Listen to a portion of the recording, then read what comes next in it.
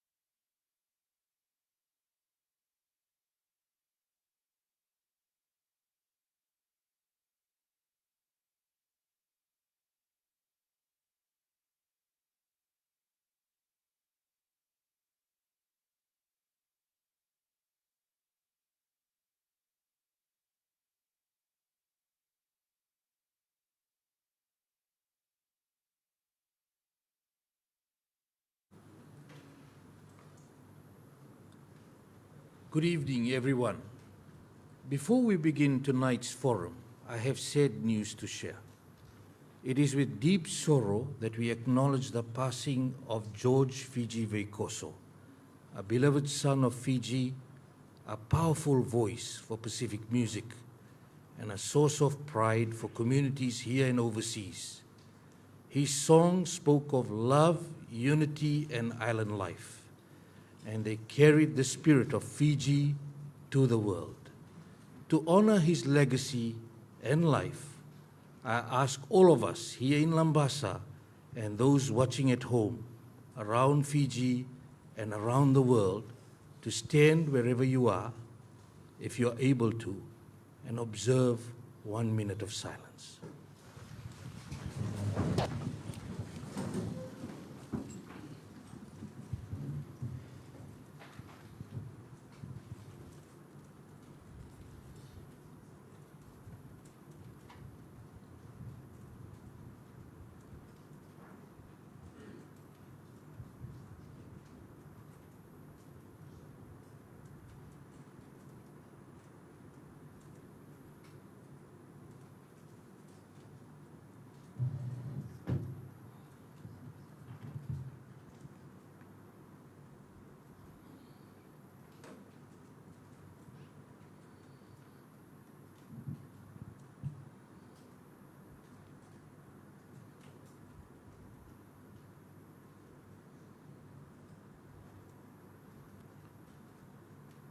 Vinaka Vakalevu, may his music continue to inspire us all.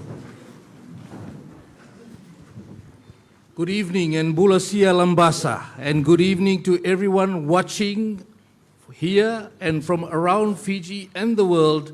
My name is Vijay Narayan, News Director at Communications Fiji Limited, Fiji Village, and I'm also an executive of the Fijian Media Association. And I'm Litia Dava, Senior Journalist at the FBC. Together, we will guide tonight's Meet the Public and the Press Forum here in Labasa. Why are we here? This forum lets you, the people, ask straight questions to the leaders who make decisions that affect your lives. After you ask your question, the panel must answer you directly on the record in front of the cameras. Savu was at the Town last night. The hall was packed with residents standing at the back and also along the aisles. Many asked about rough roads, health services, and why tourism projects were moving faster than basic services. Now, the open mic style worked well, and people left knowing their concerns were heard. The energy was high and respectful. Now we wait for action. We are honored to welcome our chief guest, the Deputy Prime Minister and Minister for Finance, the Honorable Professor Biman Prasad. Sir, thank you for joining us tonight. He will listen first, then respond to your questions on jobs, business growth, and also regional development. Each speaker has about 1 minute to state a question or concern. Please begin by saying your name and village or settlement. Keep language civil. We will cut the mic for offensive remarks. Our panel will answer after every 2 or 3 questions, so we keep the conversation flowing. We will aim to finish by 9 p.m., but everyone who lines up before closing time will be given a chance to be heard. This event is historic. It's a joint effort of Fiji Village, Fiji Sun, the Fiji Times, My TV, FBC, Fiji Live, and Fiji TV under the Fijian Media Association banner, with technical support from all our crews working as one team. And we'd also like to acknowledge the U.S. Embassy for assisting the Fijian Media Association. I would also like to acknowledge the presence of Assistant Minister for Works and Transport, Honorable Naisa Tuinadeva, Acting Police Commissioner Aprosa Lutunaunga, government officials from the Health Ministry, Lands Ministry, Housing, Itoke Affairs, EFL, WEF, the Northern Head of the Fiji Roads Authority, and Biosecurity Authority of Fiji. We will now give Professor Biman Prasad about 5 minutes for his opening remarks before we open questions from you. Thank you, Vijay and Nitya, and it's so wonderful and a pleasure to be here in Labasa this evening. I bring greetings from the Honorable Prime Minister, who unfortunately couldn't make it to this event, and he sends his sincere apologies. I acknowledge the Honorable Assistant Ministers, the Acting Commissioner of Police, the Police Commander Northern, and all of you for joining this event. Let me also thank the Fijian Media Association. As they have said, this is the second historical event, one that was held in Sabu last night. And we are very pleased as a government that since coming into power on 24th December 2022, we have created an environment of freedom, of an opportunity for our people to express their concerns and views to the government without fear. And we didn't just put out words. We actually changed the law to remove, or we repealed the draconian media law. And today we are very pleased that we have a thriving, independent media in this country. And that's very, very important for democracy. I know that there's been, I'm not sure, one or two, or at least one opposition to this by one politician, but he's never happy about anything. So I want to say to the Fijian Media Association that this is a great event, and I'm extremely delighted to be here. Let me just also make some very brief remarks. We've just come out of the passing of the 2025-2026 budget, and I know there's been a widespread appreciation and support to the measures in the budget, ranging from addressing the cost of living, making sure that we put enough investment in our health and education infrastructure. We look after our people in terms of social protection and social welfare. We have allocated significant funding to the agriculture sector. And I am delighted to say that in the last 2.5 years, Banua Levu has been booming. And I want to say this to the people of Banua Levu and all those listening to this event tonight, those potential investors and our diaspora who are now very keen to invest in Fiji, that Banua Levu offers a great opportunity. It will be the growth pole for the next 25 to 30 years. And I am so delighted to see so many of you here tonight. And we hope to answer as many questions as directly as possible. But before that, I want to say that we have done a lot of work in the last 2.5 years. Whether you talk about fixing the roads, whether you talk about fixing the drains, whether you talk about addressing issues in towns and cities, whether you talk about the sugar industry, whether you're talking about agriculture support, there's a lot of work that has been done in the last 2.5 years. But we are also saying there is a lot more to be done in the years ahead. And the government has put out a National Development Plan 2025-2029 Vision 2050, and that plan in the 3 and 5 year lays out what we call getting down to the basics. In other words, addressing some of the everyday issues that people have. Beyond that, we are putting in policies, a framework which will allow the growth in the country to be sustainable. And our Vision 2050 says it very clearly that we want to see Fiji become a high-income country by 2050. That's our vision 2050. That's our plan. But we are also saying to ourselves that to get there, business as usual will not do. We all have to come together. We all have to take that vision forward.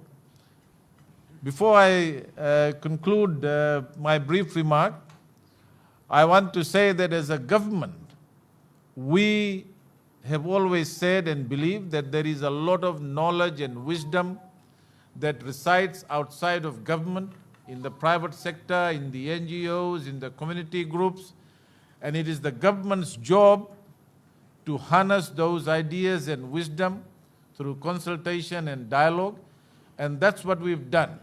From National Economic Summit to widespread consultation on the formulation of the National Development Plan, to consultation on the budget, to consultation post-budget, and we have seen that we have created a lot of confidence in the people, in the investors, and that is reflected in our revenue, in our expenditure, in our economic growth.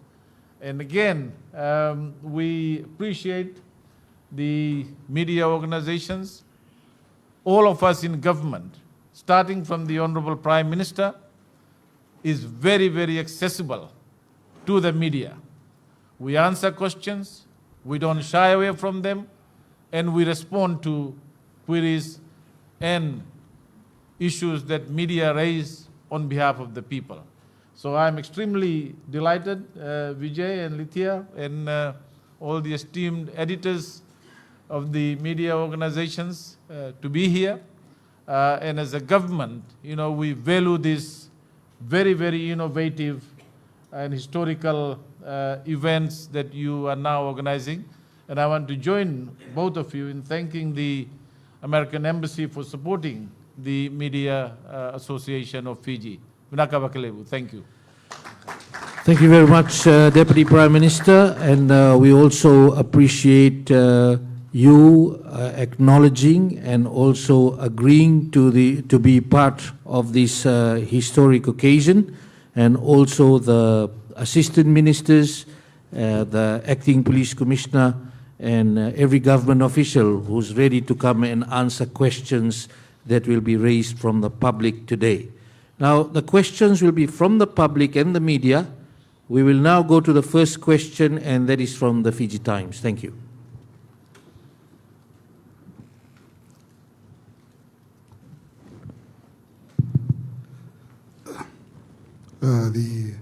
This question is to the Deputy Prime Minister and also to the Acting Commissioner. I am Fred Wesley and I'm from the Fiji Times. My question is on crime. We can say whatever we want to say now, but my question is, one of the questions I'm asking is, why aren't we jumping up and down and being frustrated and being very angry about the fact that we seem to have this illicit drug trade, meth, going out of hand? And I'd like to know from the government, what is it doing about it? And this is a real-time question. We can talk about years, we can talk about months. I'd like to know what it's doing now. Yeah. Thank you, Fred. I think that's a very important question, and like you, like the people in this country, and all those who are concerned about the drug menace in this country, we are saying as a government very clearly, say no to drugs. Drugs not only destroy individuals, they destroy families, they destroy communities, they destroy countries as well. And since coming into government, and Fred, as you know, this is not a new problem. We have got on head on to address this problem. We have set up a narcotics bureau. We have provided additional funding to the police force. We are strengthening our border controls. I announced a number of measures in this budget, including looking at laws, looking at processes to ensure that those who are involved in drug trade, for example, the recent measures in the budget about sole traders, declaring the assets, making sure that there is no illicit wealth derived from drug. So these are measures that government has already put in place. And you will also note, and I'm sure the Acting Commissioner of Police will testify to this and give you some of the operational things that the police force is now doing to address the issue of drugs. We are also in the process of reviewing the laws so that the penalties, the process of getting the offenders quickly dealt with is also being addressed right now. So in the last budget, Fred, as you know, we have now in 2 phases provided additional funding of $40 million. The first phase will allow, with $19 million, allow additional 500 plus 300 vacancies to be filled by the police force. And in the second phase, another 500 police officers. So in fact, we would take the total number of police officers in this country to more than 6,000. The world standard, average standard, is about 300 police officers per 100,000 population. With the additional 6,000 police, with the additional 1,000 police officers, our average will be more than 700 police officers per 100,000 population. Plus, we are also getting a lot of support from our development partners and addressing these concerns at the border. For example, all the containers that come from overseas where we are importing items will now go through a process of X-ray where the whole container will be X-rayed and drug and other illicit items that could be smuggled through that process are now being addressed. So these are policy issues that the government has already undertaken to address this. I'll ask the Acting Commissioner of Police to speak about the operations. And I know there are a number of things that the police force and the police department are doing in addressing that issue. Thank you very much, the Honorable Deputy Prime Minister. Good question, Fred. Just at the policy level, as explained by the Honorable Deputy Prime Minister, there is also a government initiative, which is the counter-narcotics strategy, which was launched in 2023 to 2028. As you know, the fight against drugs is not a police alone battle. It is a whole-of-government approach, including the Vanua, including the churches, the non-government organization, and we have begun this war, approaching it in a collaborative approach. And in this narcotic strategy, 2023 to 2028, there are 3 categories that we are going to fight this war from. One is from the demand component, the other is from the supply component, and the other is from the harm reduction. Currently, our Narcotics Bureau is based at the policing, Ministry of Policing level, and we are intent and in the process of developing a fusion center where all stakeholders that play a critical role to the fight against crime are connected together to this fusion center and will build a way forward towards keeping Fiji safe. And also when we look at crimes, we need with drugs, we need to look at it from 2 perspectives. One is the white crime and the other is the green crime, the marijuana. As I gave my statement in Sabu, there was, for just the past 3 months, all over Fiji, we uprooted 9 tons of green marijuana. That is from Kandavu, from Labasa, and here in Honolulu. A total street value of 79 million, which has been prevented. Have we not uprooted that would have found its way into the streets and done more damage. So we have, we'll continue to do that, and unfortunately, for most of these farms, we could not ascertain the owners of the farm. And that is where we need the people, the connection to the Vanua, to the people to come forward with us, giving us information so that we could take people to task. In terms of white drugs, for the 3 months that have passed, we have confiscated 4.9 kg of methamphetamine, including cocaine, to the total value of 2.4 million. As you know, white drugs it's not manufactured in Fiji, but Fiji is a transit. It is a network. It consists of cartels of network. And to bring these networks down to the members of the public, it will be, we want them down. But for us, the police, we need time, we need surveillance, we need evidence so that we can take people to court, successfully prosecuted, and then get in the proceeds of crime, which we have successfully done in a few cases. So it may take weeks, it may take months, because at the end of the day, for us, it's about producing them in a court of law and having credible evidence to successfully take these cartels down. As I've stated, they are networks. Overseas, Fiji, and then ongoing to the other. And then we are taking our part and strengthening our border, as the Deputy Prime Minister have said, doing our part with our development partners in trying to strengthen our borders for these white crimes, or the cocaine and the methamphetamine. Across the country, we are doing on our 4th wave of Operation Sasamaki, and we will continue to do so. And we'll pursue this farm, as the Commissioner of Police has alluded to. We will continue to dismantle, disrupt, and destroy the farms in Fiji. Thank you. Acting Police Commissioner, just a follow-up question. There's been compromised officers in the force, including the newly formed Narcotics Bureau. What are you doing about it in relation to the officers who seem to be colluding with these drug lords? Thank you, Vijay. As you know, we have identified these officers. We have systems and processes within the Fiji Police Force, and then we have interviewed, charged them, and have taken them to the court of law. We are in a process of cleaning up our organization with our new commissioner. We have a new strategic plan that is in place. We have systems and processes in place, and we have allocated an independent assistant commissioner of police for internal affairs and professional standards, just to show that we are sincere. And then we are taking people, our own people that have been found to have breached the process, to be corrupt, and taken them to court. And a few has been sentenced in court, and we will continue to do that.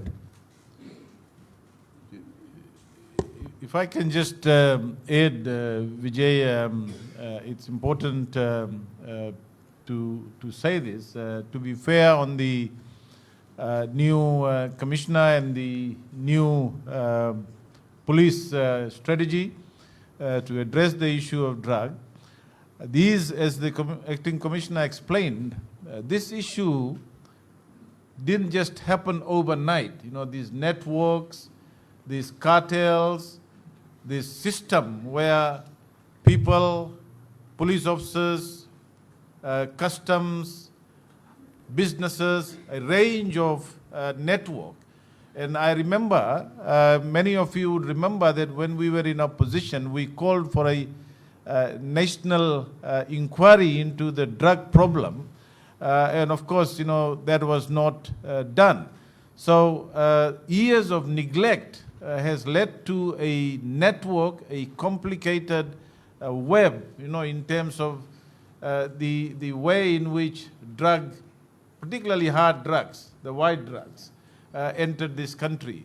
And I think, as I said earlier, government for the first time has got a handle on that. We are addressing these issues at the border, within the police force, within the different agencies such as FRCS, customs, immigration. This is why you now see people getting caught. Drug busts are now happening. And as the acting commissioner said, we want to further refine our laws. We want to take successful prosecutions and punish people who are receiving these proceeds of crime. And as the acting commissioner said, we are now confiscating that as well. Thank you, sir. Our next question is from Fiji-san. So, my name is Shartika Naidu. I'm the North Editor and Manager of Fijian here in the North.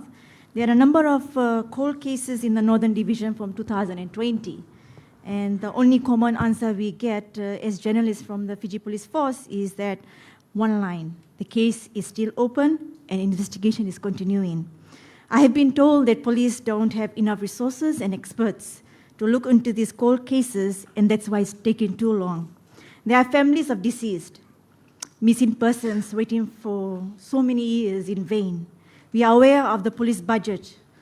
Now my question is, will government look into bringing experts to resolve all pending cold cases in Fiji? Thank you. Thank you, Madam. As you know, we have, when the Commissioner of Police came in, he formed a team, a unit which is called the Cold Cases Team. These are retired police officers, experienced investigators, experts in their own field, and they have been brought in for those particular cases. And that is this year, the first few months, they have been given to contact and feedback to the relevant families and victims, and now they are continuing the investigation. They've done the first phase, which is feedbacks to the families and the victims, and they are in a position now to move forward with the investigation. And we will come back with the feedback once those investigations have been improved on. So just to follow up to that question, in terms of time frames, many of the residents last night also raised concerns about, the manner in which cases are being investigated, the fact that we don't have experts and we are bringing those retired officers. Is there a way in terms of assuring people who lodge the complaints, urgent complaints, in terms of the time frames and for cases to be attended to as soon as? Thank you. Let me assure the public that once a report is made, we have to attend it within that 8-hour working shift that we are in. And if it is a bit late, maybe due to some resources in some isolated areas, transport is not an issue for us, but we will pursue to do that, to follow up on that. And let me reassure the public again that it is within the 8 hours shift. We will continue to focus on law and order. As I said, we'll do it in sections. Our next question, please. Hi, my name is Rosa, Mrs. Chut. I'm actually here unofficially representing farmers in our community. So it took us 1 hour to drive here tonight, but thank you, Fiji Media. My question is on green cover theft. So I'll tell you about my story. My family and I, my husband is seated here. Okay, from January to the month of March, our farm was stolen 4 times. Confidently walking into our farm, helping themselves. We've submitted countless number of police reports. There's a saying that goes around in our farming community is that there's no point. We don't need to file reports because they're not actioned. Officially, we find in a week, there's a minimum of 3 cases in our farming community. We're based in Sevadi, in Vaturova. We were supposed to be in last night's session in Savusavu, but we couldn't make that. So we drove over an hour here to be here tonight. So in the beginning, from January, in the past, it was quite frustrating. And it's not a laughing matter anymore. We've come to a place, we've done our own research. And what we found is the lack of resources on the ground. It's no point being frustrated at the thieves stealing when the police themselves are not doing their part. I'll tell you our story. With the 4 cases of stealing this year, we ended up in the month of March building a second farmhouse in the middle of our cover farm. We lit it up with solar lights, and every night, from the last time that our farm was stolen, my husband and our sons and our nephews make trips from our mountaintop, and we're based on Mount Sevadi, down to the Sevadi Junction every night. We've spoken to police to help us. And this was before they, Savu police approved a checkpoint at the Balenanga Junction. May I just request you to Yes. please get to your question? Yes. So the point is boots on the ground. There is only 11. There's supposed to be 11 police officers in Cortasere, if I remember correctly. But right now there's only 5. They don't have sufficient resources. Even if a vehicle is not available, horse, give them a horse. They cover 4,500, over 4,500 people. And it's quite a big area that they cover. Boots on the ground, gentlemen, starting with the acting police commissioner. As I've stated, we are very thankful to government that has given us the approval now. We are Thank waiting you. for the new financial year to begin so that we can bring in those new 500 recruits to assist us on boots on the ground. Government has done their part. Now it is for us, the police. We are currently doing operations now in targeting green Angona plants, both in Taviuni and in the area that you are mentioning. And we will continue with the divisional police commanders here. We will continue to support and give the resources to the Labasa police station or the Northern Division to continue that. So if she has got specific questions, who can she contact? The divisional police commander. Can you give the number, please, so that she notes it down? 9904-902. Thank you very much. Thank you.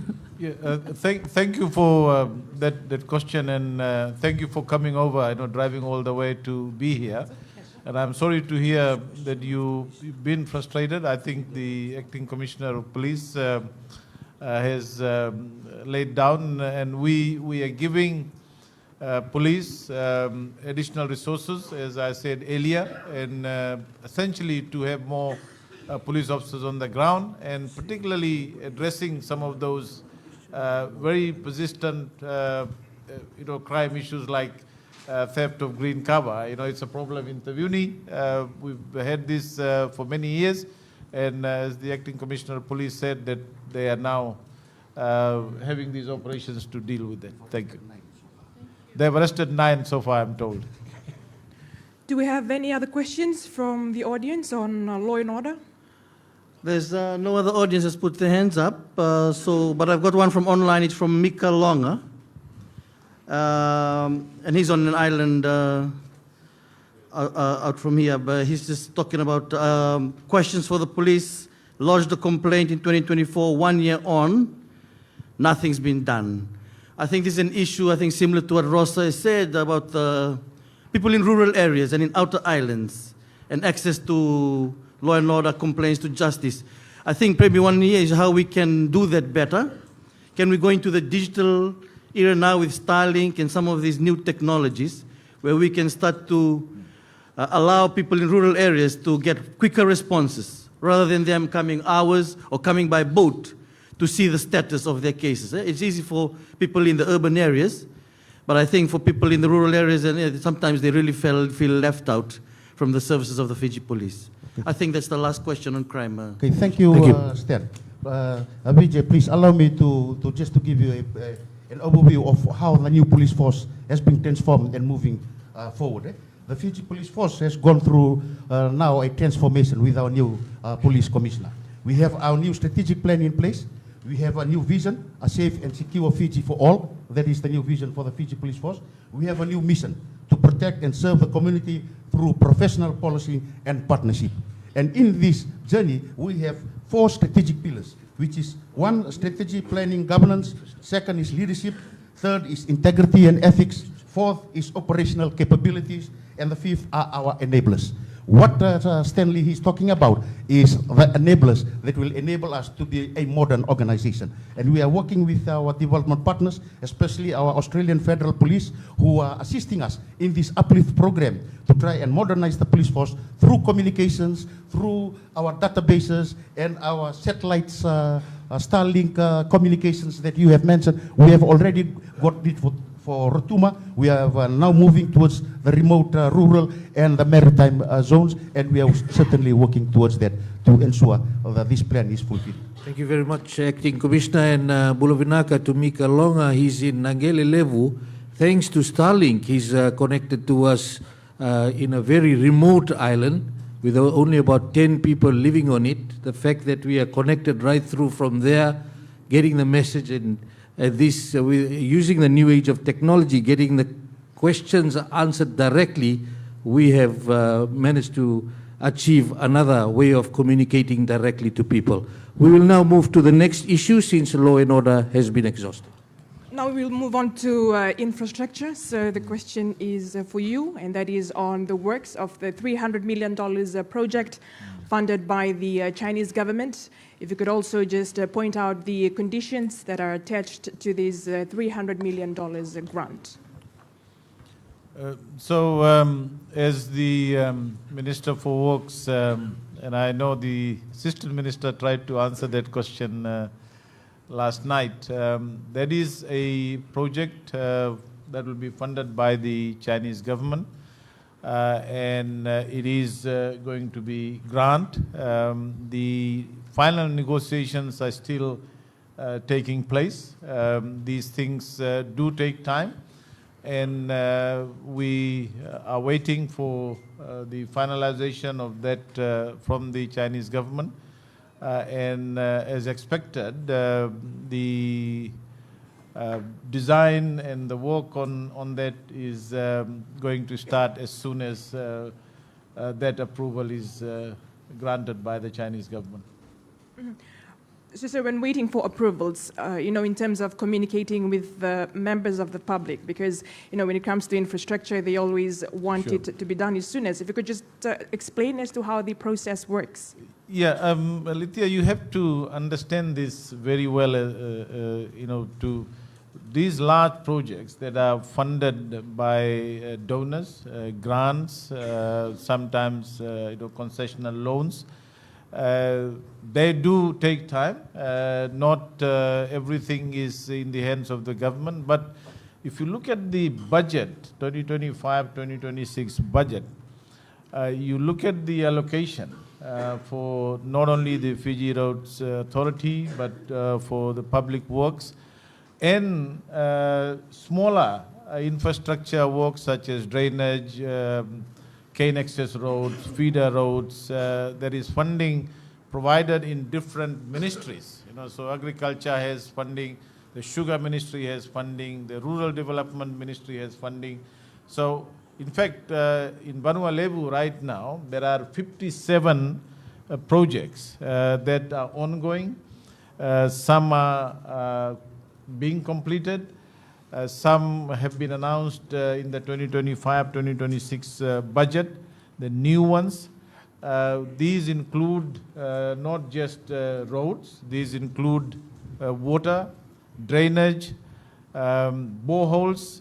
One of the things that we did in the last two budgets and in this budget again, we've allocated about $6 million and we announced in the last budget that we are going to put in about 1,000 boreholes in Viti Levu, 500 in Banua Levu, and 200 in Outer Islands. And the reason why we did that, because in some areas it is going to take longer to take the pipe water system. So we want to address this issue of safe and clean drinking water immediately, and boreholes are the best way to do that, and we've allocated another 6 million in it. So in terms of roads, that's the project that would be funded by the Chinese government. But there are a lot of funding in the budget for FRA and the Public Works Ministry to address repair works, tar sealing, and you will notice that a lot of work is already being done in Banua Levu.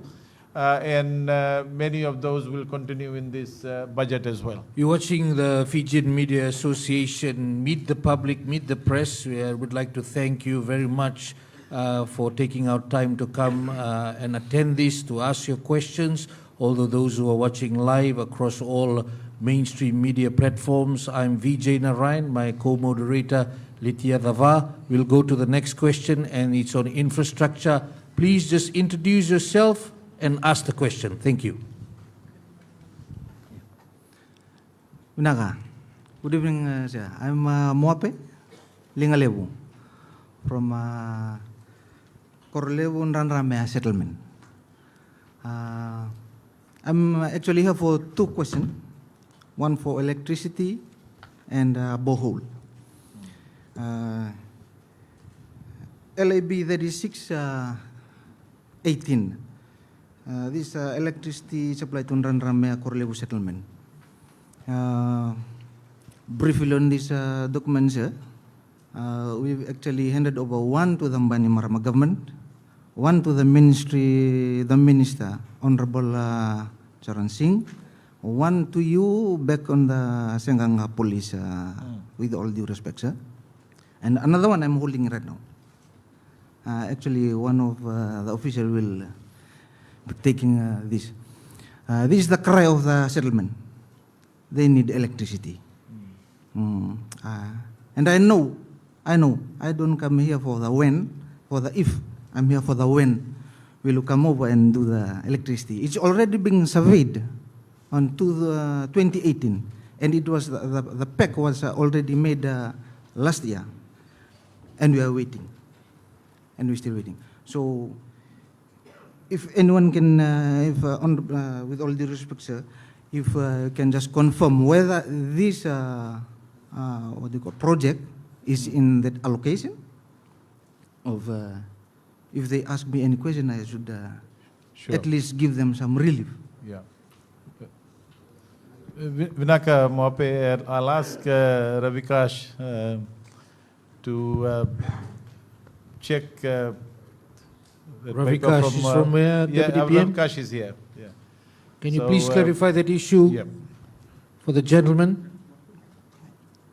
Can a mic be I taken to him, please? didn't get to which area that you're talking about.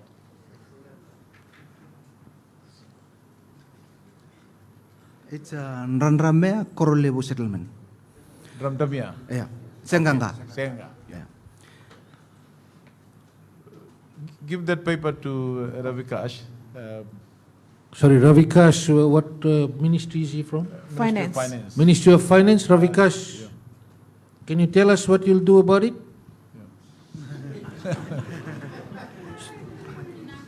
Thank you, Vijay. Thanks. I've just received this. So If you I'll can be- stand up, please. You have to face the camera. Thank you, thank you. We have received this and we'll be communicating this through the EFL. I'm sure that there are budgets allocated and we will be getting back to the applicant. Thank you very much, Ravikash. You had another question answered? Yes, sir. On to the next question. About the borehole. I'm sorry, I don't have any papers right now. It's about the Korlevu settlement borehole. Borehole. Yeah, so what I suggest you do, we rely on the different provincial administrators, Surangani Koros, Matnitikinas, Surangani Avusas, advisory councillors, to provide lists from the area that goes to, actually the boreholes are being done by the Ministry of Lands in conjunction with other ministries, including Ministry of Agriculture and Waterways, Ministry of Rural and Maritime Development. So I suggest you put that request of a borehole through them and the district officers in the area, including the Commissioner Northern's office. And I'm sure, as I said, there is quite a bit of funding in this budget to do a lot of boreholes around the country. And I'm sure yours would be accommodated. Thank you so much, sir. We'll take the next question now. Please don't be shy. Do introduce yourself. Mbulwenaka. My name is William. I'm from Sianganga, also trustee of Matangalindebo. I would like to thank the Almighty God for this opportunity. So my question is about the infrastructure. I am representing unconditionally with landowners. We were applying for infrastructure in the Northern Division. So we asked some of the government arm that they can help us what we have to do. So they said, you guys need machines. So we managed to get some of our investors in Australia. They are willing to help out with machines, millions. This is dealing about millions.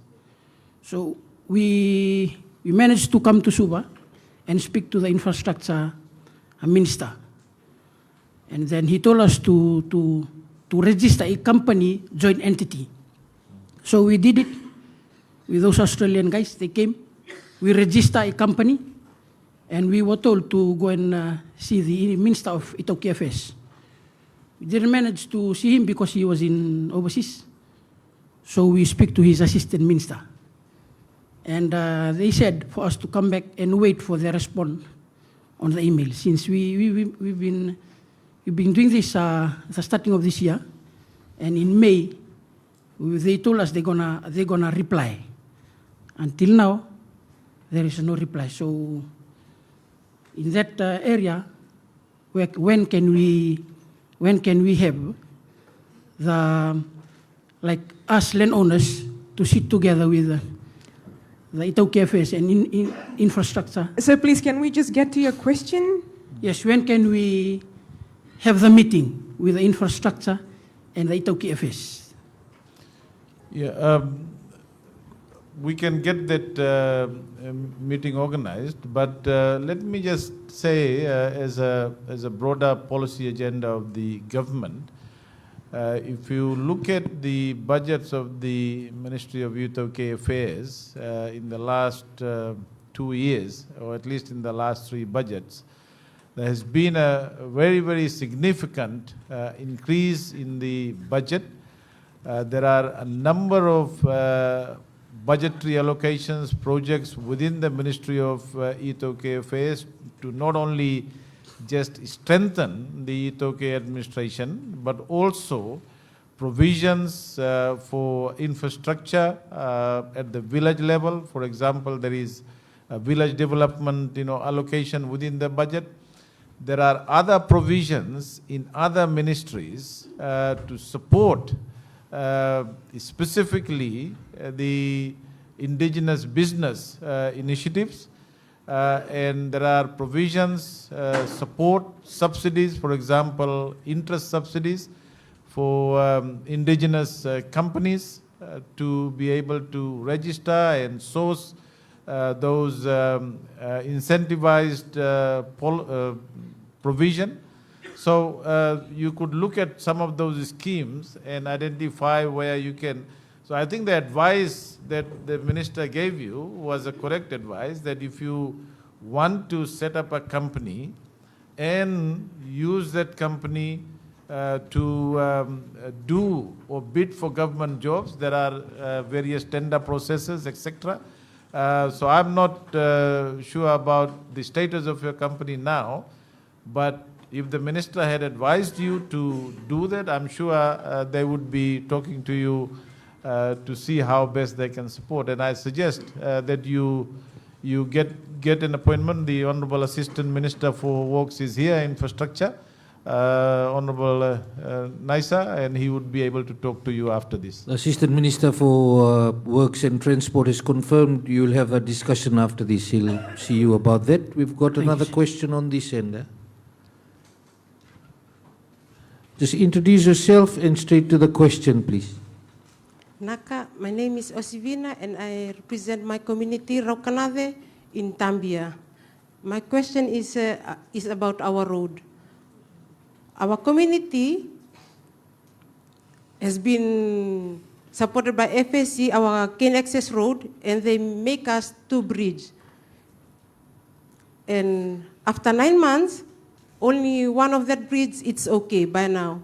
Just after 1 month they make the bridge, one of the bridge was destroyed.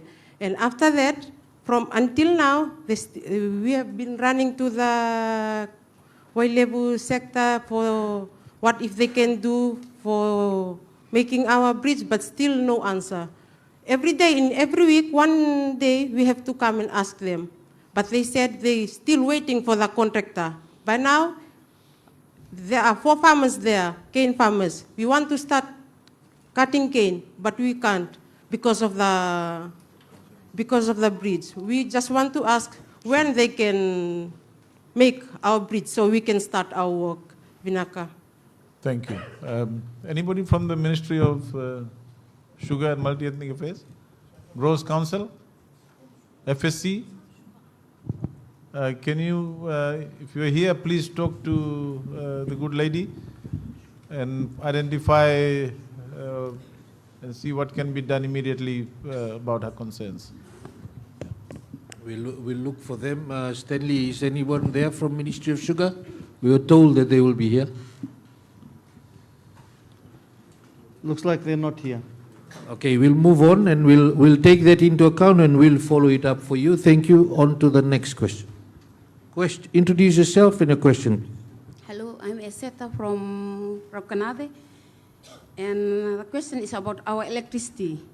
It's from Bainimarama government. I think only 5 families they were assisted by them, and we are the 8 families that we left over during the from Rokanade in Tambia, and they were 2.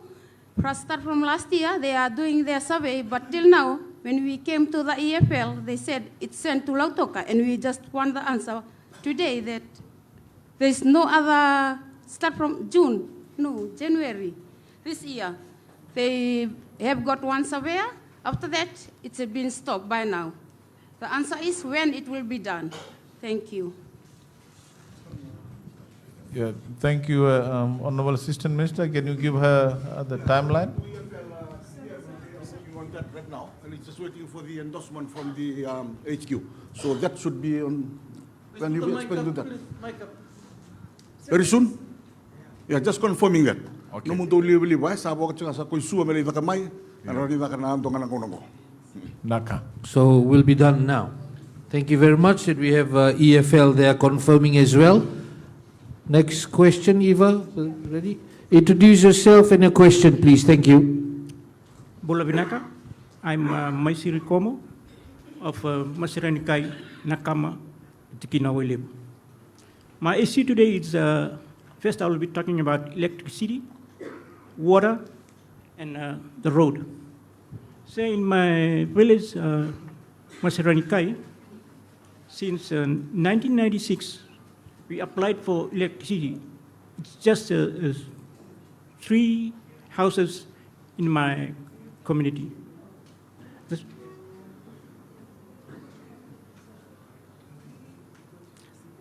And from 1996, we were told to pay 96 grand from our pockets. But unfortunately, we could not because we are just farmers. Then we reapplied again in 2017, and the infrastructure asked us again. From 96, it came down to 32 grand. But still, we couldn't afford that amount, but it was just, we couldn't pay that much amount, 32 grand. So my question is, when will the department will supply the electricity to my village? I've got the scheme number here, and I've been running around for a long time, from 2017 till to date. Thank you, sir. We'll take it from EFL. So can we get a response to that question, please? Good evening. I'm Ravnil. I work for Planning Department, Labasa. And for your area, in Nakama, I did the survey, and tomorrow we are going to submit it to our head office for endorsement and review. We will now take the next question, please. So power in Nakama by when? Power in Nakama by when? That depends on the government. Depends on the government is here. Deputy PM? Now, we received the application recently from Department of Energy. I hope they are here. Mr. Peli, he forwarded the Department of Energy application to us, and we have worked on that. After we issue the quotation, then we wait for government payment. Once the payment arrives, then we'll work on electricity. Thank you, sir. So there is additional funding allocated within the Ministry of Works and Energy, and we work with EFL to do that. They have a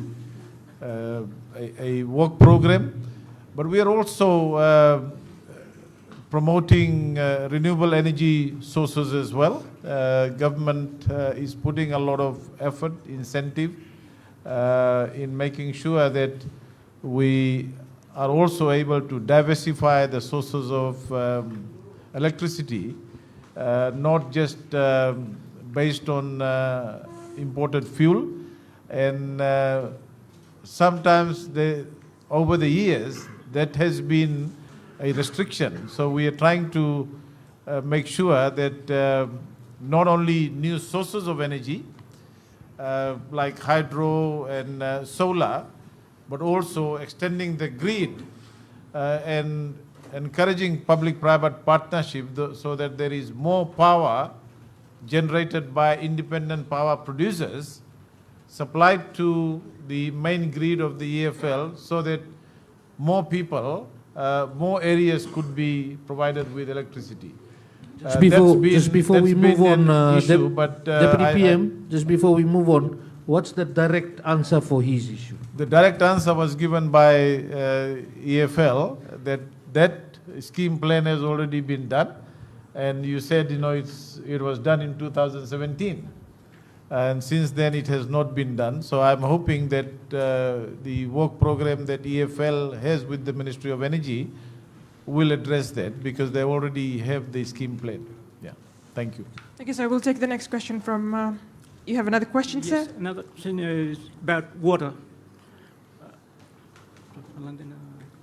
I'll jump to the road. Sir, I live in Nakama, and since I think about 50 years now, the Nakama road connect from Nangduna to Wengili, the road is still gravel, and we need upgrade for the road. If it could be Tahsil, or since then it's been a long time. The road has been in gravel. The Wengele, Nakama, and Nanduna, and Saraba road. We have the FRA boss for the north present here.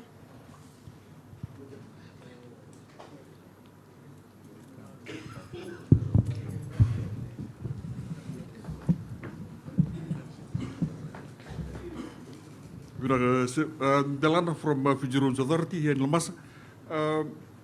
As per the request from Nakam, yes, it's on the Fijian Authority, part of the congestion plan from Labasa Airport back to Nakam Road to Nakortari back to town.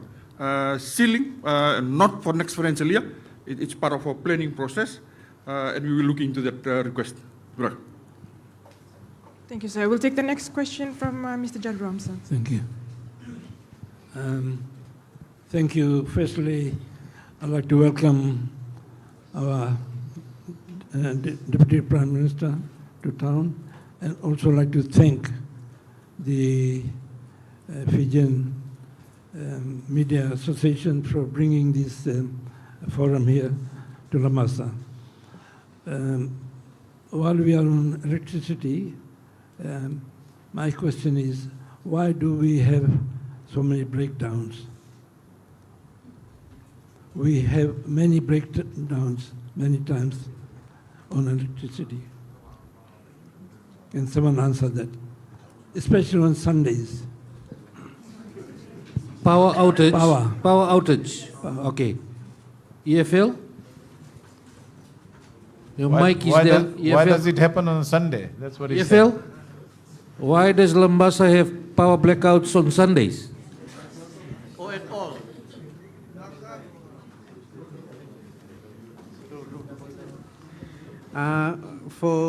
Especially on Sundays, there's planned shutdowns. The media and everybody is notified for power shutdowns when we do maintenance works.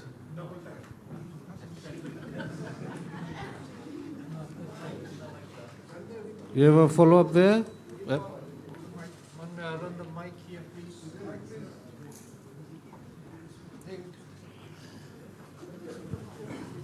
EFL, stay there, please. Thank you. No, that's not true. That's not true. Unplanned shutdown has happened many times, for hours and hours. We know that you do advertise for planned shutdown. We do advertise for planned shutdowns, but technical faults do come in sometimes. It's not planned, but it do comes in, and we are not in control over that. Sorry, I do but not- we have to rectify as soon as possible. No. I'm an electrical engineer myself. I know there is a problem. Thank you. We'll have you speak to EFL on the side and get all the clarifications on planned and unplanned shutdowns. We've got a long line building there. Let's go there. Thank you. Thank you, sir. Thank you. Yeah, thank you. I am Sujit Kumar Sharma, Secretary of Labasa Taxi Association. Regarding roads, as we see at the moment in Bulileka, it's a highly populated area and plenty roads. And at the moment, the road condition is very bad. Some of the roads, even if we try to take our cars, so it causes a lot of damage there. And another thing, like the bridge, for example, Orata Bridge. Lucky this time it's not a rainy season, but when a rainy season comes, then it's a big problem there. Always get flooded, and especially when it is flooded during the rainy season, and like if people they get sick or we have to bring them to the hospital, we find a lot of difficulties there.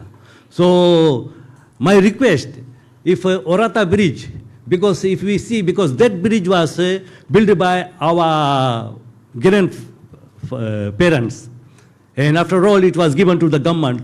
But as well, we know that that time back in 78 it was built, and like it's low and from long distance So can we just get your question, please? Yeah. So if some upgrading is done for the bridge as well as the road, and Boda Road, Orata Road, here is Batnikama Road. Yeah. A request. Yeah. FRA has taken note of that, and probably you can also have a chat with the FRA head that's here. Okay, thank you. Next question, please.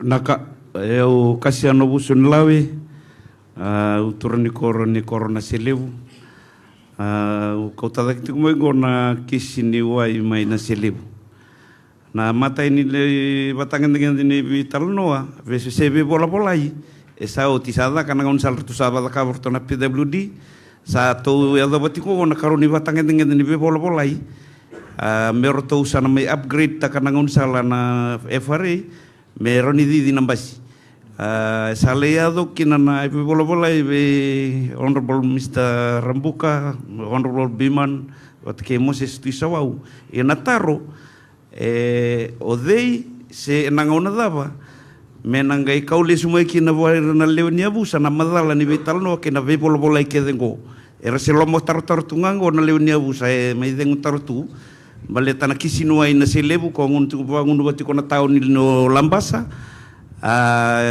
lebu na ka kati ko iloma me okere me roto na sauma na matentu na tarwa Vinaka sir. Vinaka. So the question is Honorable Assistant Minister, I think he wants the feedback on those areas. Belum nak turun koro. Oklan ya yo jina na kauni tuni juga na bitan lo kasada ka juga ya ena pagadorin na bikan dua sabitan lo juga na batke turang minista tur to kabale na ngauna da betsungon dalana na kani ya fare da betul juga tur tambani wai na bitan lo kelen dua taka bani na gaila ko ni na nguni sala kena lebang raw men ambiu na batang tingin timel ko nambas ya na ya dels kelas cungoro fare wata kena bitan lo tangani wai ko mbeka ko ni juga Kotal ngaturin korona keri wala ngando na warang ngabali sachi na tu sengola ni tu kena ngono tal ngaina pakai dori kena ena sachi ko ya ton kor o chuko to grun ginta bitaka mi tu mata tak na ngona bata do bekela chuna ngona Isa kembata kita binakati ko me la ko mena feedback ni karo ni kamba me da batu sangela ko bena. Sanau tuko tungele wi tanu ani kana. Thank you very much, Assistant Minister, for clarifying that. Just make sure that you just stick to introducing yourself and your question, please. Thank you.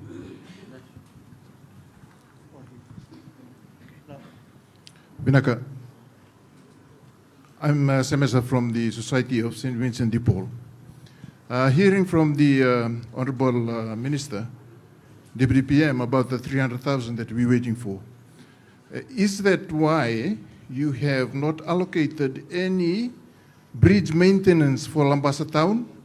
You have allocated 200 million for 4 critical bridges, Lami 2, 1 Sambeto, and 1 in VCC. What about the Labasa bridge? Are we going to wait for that 300,000? No, 300 million, sorry. That's a good question, and I just want to make a general point about infrastructure and the deficit that we have. So we can't do everything tomorrow. As we have said, there are planned bridges, planned roads, areas where we are giving priority for tar sealing. So we are not, and we can't do all the bridges at once. For Labasa, there is, as I announced in the budget, about the bypass, work has already begun in terms of design, in terms of the work that will have to be done to ensure that we ease traffic congestion in Labasa. But you are right, there is no specific allocation for Labasa Bridge because at the moment we are looking at how to address the issue of traffic congestion. That's our first priority. And the bridge will come after that. Thank you for clarifying that, and we'll move to the next question. Thank you. My name is Vinesh Dayal, and I'm the president of the Labasa Chamber of Commerce. My question relates to what the DPM actually spoke about, which is the bypass road. As recently announced, the allocation of some funding for the bypass road, and a recent announcement by the Minister for Sugar that there is no need for any consultation on this. Now, my question to FRE would be, what sort of analysis has been done? Has a traffic flow analysis been done? And how do we think that without consultation, we would be able to reduce congestion by adding additional roads that leads onto the same bridge? Because we can't be putting the cart before the horse. I personally feel, and my members feel, that there is a need for consultation and more analysis so that we should be doing the bridge first. Secondly, on the same issue, car parks. As you can see, there's so many of our shoppers and our farmers and all visitors to the town parking around the tram line, which is currently there. And that provides parking to all the retailers, the shoppers coming to support our retailers in town, which is approximately 300 car parks. Now, again, we got to ensure that there is a alternative parking available in town. Then only we should invest into the bypass road. So first we should get the bridge done, get the alternative car parking done, then we should be doing the bypass road. I think that's how the funding should be utilized. So maybe if FRA and the Honorable DPM can comment on this, please. Yeah, let me just give you some, I think I take your point about consultation. So the surveying works for the Labasa bypass, particularly the FSC tram line, access has already been completed by FRE. And the design, planning, and stakeholder consultations are ongoing, including with the Ministry of Sugar, FSC, Water Authority of Fiji, EFL, and others regarding the relocation of the essential services in relation to the project. So, Vinesh, I think the consultation is still going on, and some of the things that you've raised, I'm sure those stakeholders would be looking at that as well, to come up with a design so that it does make a difference, to traffic congestion in Labasa. Thank you, sir, for that clarification. Can we have the next question, please? Nakasi, my name is Tenela. I'm one of the retail managers here in Labasa. The question that I want to ask, the shop is really located to the busy period just close to the Labasa market. Is there any plan for the bus stand to be upgraded? Because why I'm saying this, and this goes to the Commissioner, not to the traffic officers. Traffic officers is only found right in the morning from 7 to 8 or 6 to 8, and right in the afternoon when the school students. But when we see traffic going on in Labasa, it's going on from right in the morning till the evening. Is there any plans that is for the Labasa bus stand, especially to the bus? Because now the bus where they bring the school students back to school, they park in the middle of the town where BSP is and Naging Das, in the middle, those where the students are going out and the traffics are going in. If there's anything going to happen, who's going to be related to it? So that's my question, because it's very concerning. Naka. Yeah. So we had I was here in Labasa a couple of days back, and we had a very good discussion with the divisional police commander and the bus operators as well, including former member of parliament, Mr. Pramod Chand, who is here. DPC, you want to explain some of the things that you are planning to address in the immediate way to address some of those traffic congestion issues while we look at the bypass.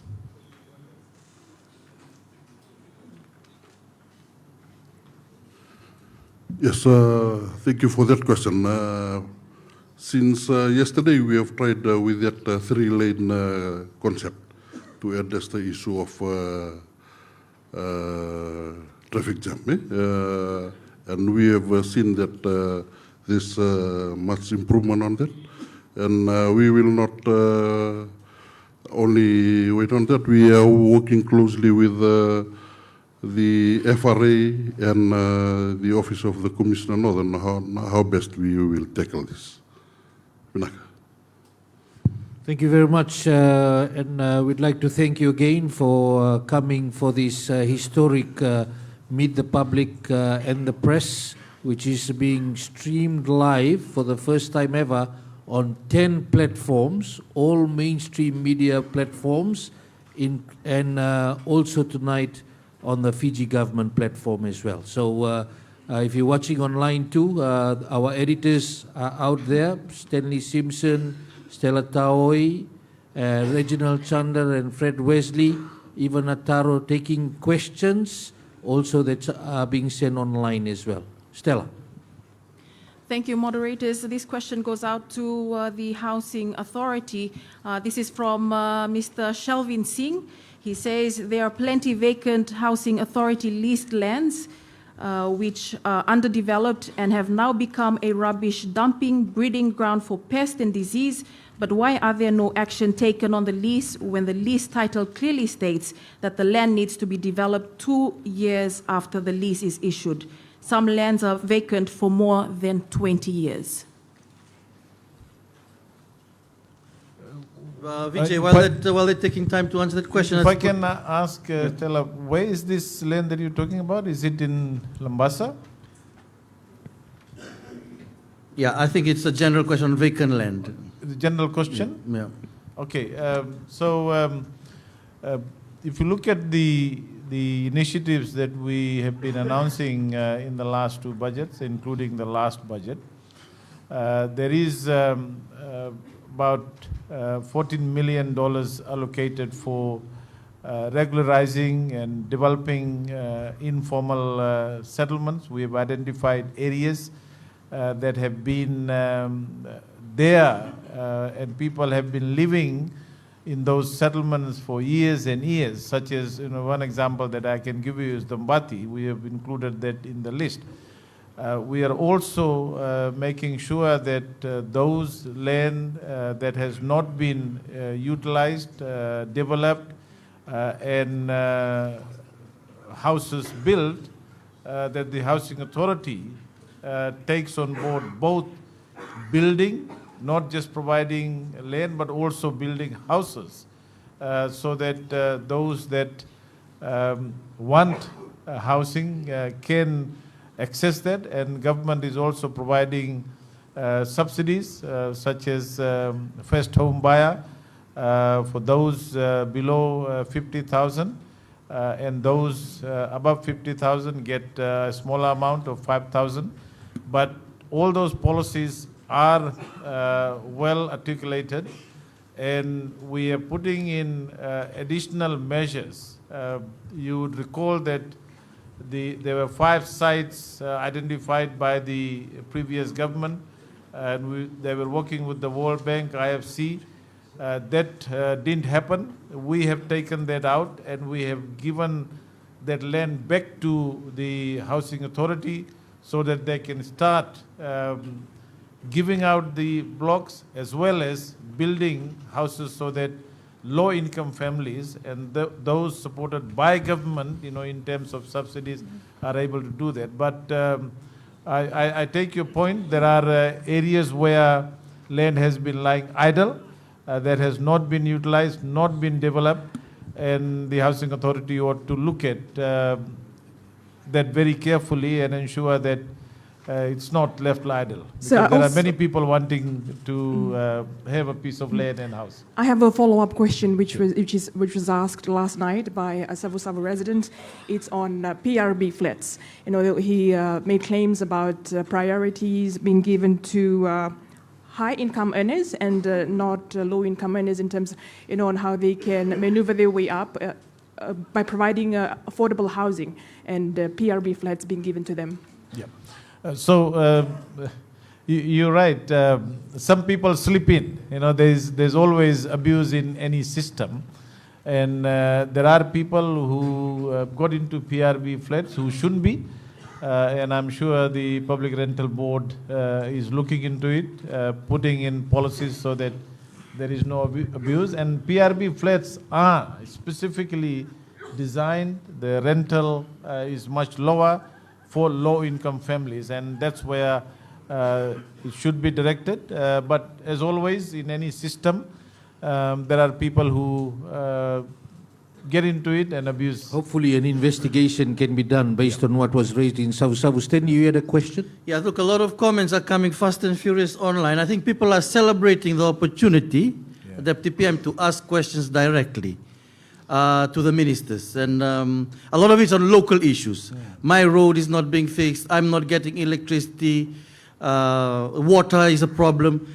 I think one question here sums it up is, can the government have more regular annual government visits to remote areas and remote islands in Vanuatu, where these communities can get a chance to share their concerns and needs, and give visiting ministers and senior government officials to see firsthand the hardship and sacrifices they face. I think it comes down to everything. It really comes down to this regular engagement, that they really want more of this. I think that's a very valid point, comment made by people. And as I said earlier, for the first time in the last 2.5 years, if you look at the engagement that we've had, not only in terms of the formulation of the development plan, almost 300 consultations, more than 300 consultations, right from villages to settlements, were undertaken to come up with the development plan. And many of the projects that we have identified in the budget are actually based on the feedback that people gave us during that consultation. We also had budget consultation, and I can tell you, I was in Raketi, and we had some really beautiful, well-crafted proposals from villages, from people in the settlements, right from Navindamu, Nakolo, to Sabu to remote parts of Bitilevu. I was in Kandavu, couple of months back. We have more consultation sessions. Yeah, so we are actually doing that, and I visited 7 villages, and we were actually quite shocked to find out the neglect, of not only government infrastructure but rural roads. So I understand the frustrations of some of our people in very remote areas. And if you look at the programs that we've done in the last 2.5 years, particularly very good work done by the Ministry of Rural Development, now you see roads, drainage. We brought back the drainage board. If you go from Waini-Koro right up to Korakandi and Bua, you will now see that drainage work is being done, and I'm sure the Ministry of Agriculture people are here, and they'll tell you a lot of things have been done. We have more questions lined up. You have infrastructure done. Are we moving on, or a few more questions left? Two more on roads. Introduction and question, please. Keep it short. Thank you. Muhammad Yunus from Zangalwa. This is regarding roads. I just want to ask FRE, for example, when they do the repairing works, the maintenance work for a 10-kilometer road, they only just carry out 7-kilometer repairing, like for the gravel road, the gradings, and the 3-kilometer is left behind. Number one. Number two, regarding the bus card, the new bus card. Well, the new bus card is implemented at the moment, but the passengers they are facing difficulties to read to top up the bus card in the interior areas, like the vendors, the retailers that don't have the machine to top up the bus card. Thank you. We'll answer that, Deputy PM. On the bus cards, yes, there are times when people in very remote areas have difficulty.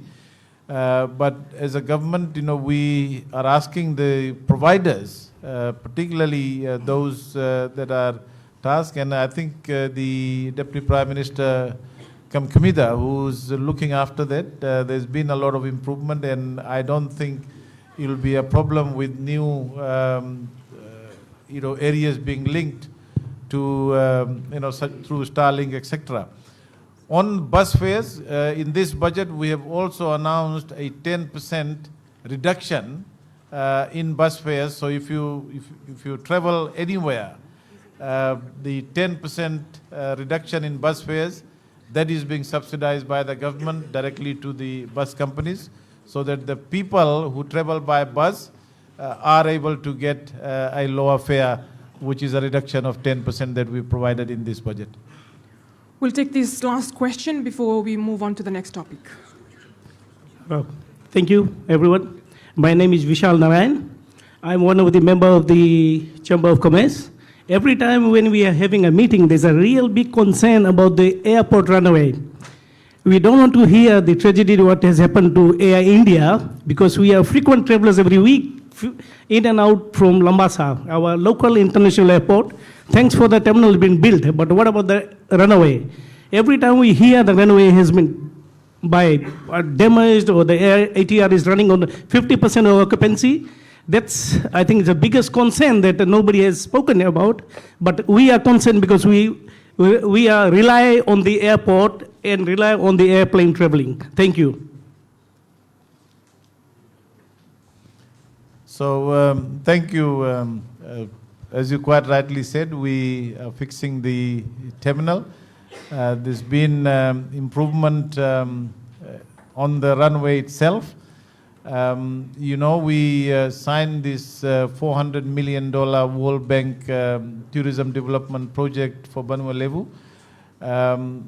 Part of that 10-year program is underway, which includes Sub-Sabu Airport as well. And once we are done with the terminal, I'm sure you'll see other infrastructure works taking place as well, and there are already plans and designs being undertaken. One more infrastructure while we go there.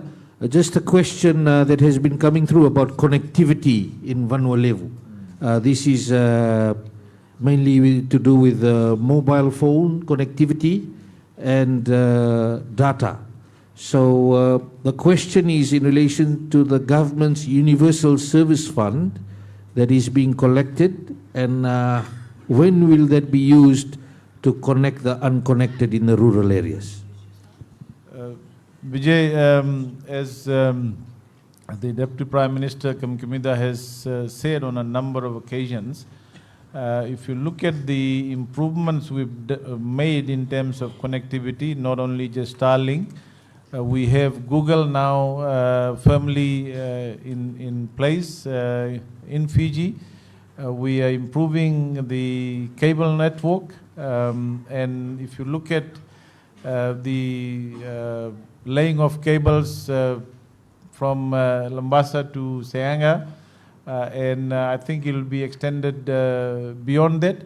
So once that infrastructure is completed, I think the connectivity will improve, and as part of the overall tourism development project, that is how much money is in the Universal Service Fund? I can't give you the exact figure at the moment, Vijay. I don't have that, but obviously we'll have to check with the Ministry of Communications. But that's being utilized to connect the unconnected? That's being utilized, and we have said very clearly that we want to connect those that are not connected. And with the entry of Starlink, there's already a lot more people, particularly in rural areas, who are now connected, who are deriving the services that they were deprived for many, many years. So we hope that you have a list out of when people will get connected, those who are unconnected. Also, the other one is on Starlink,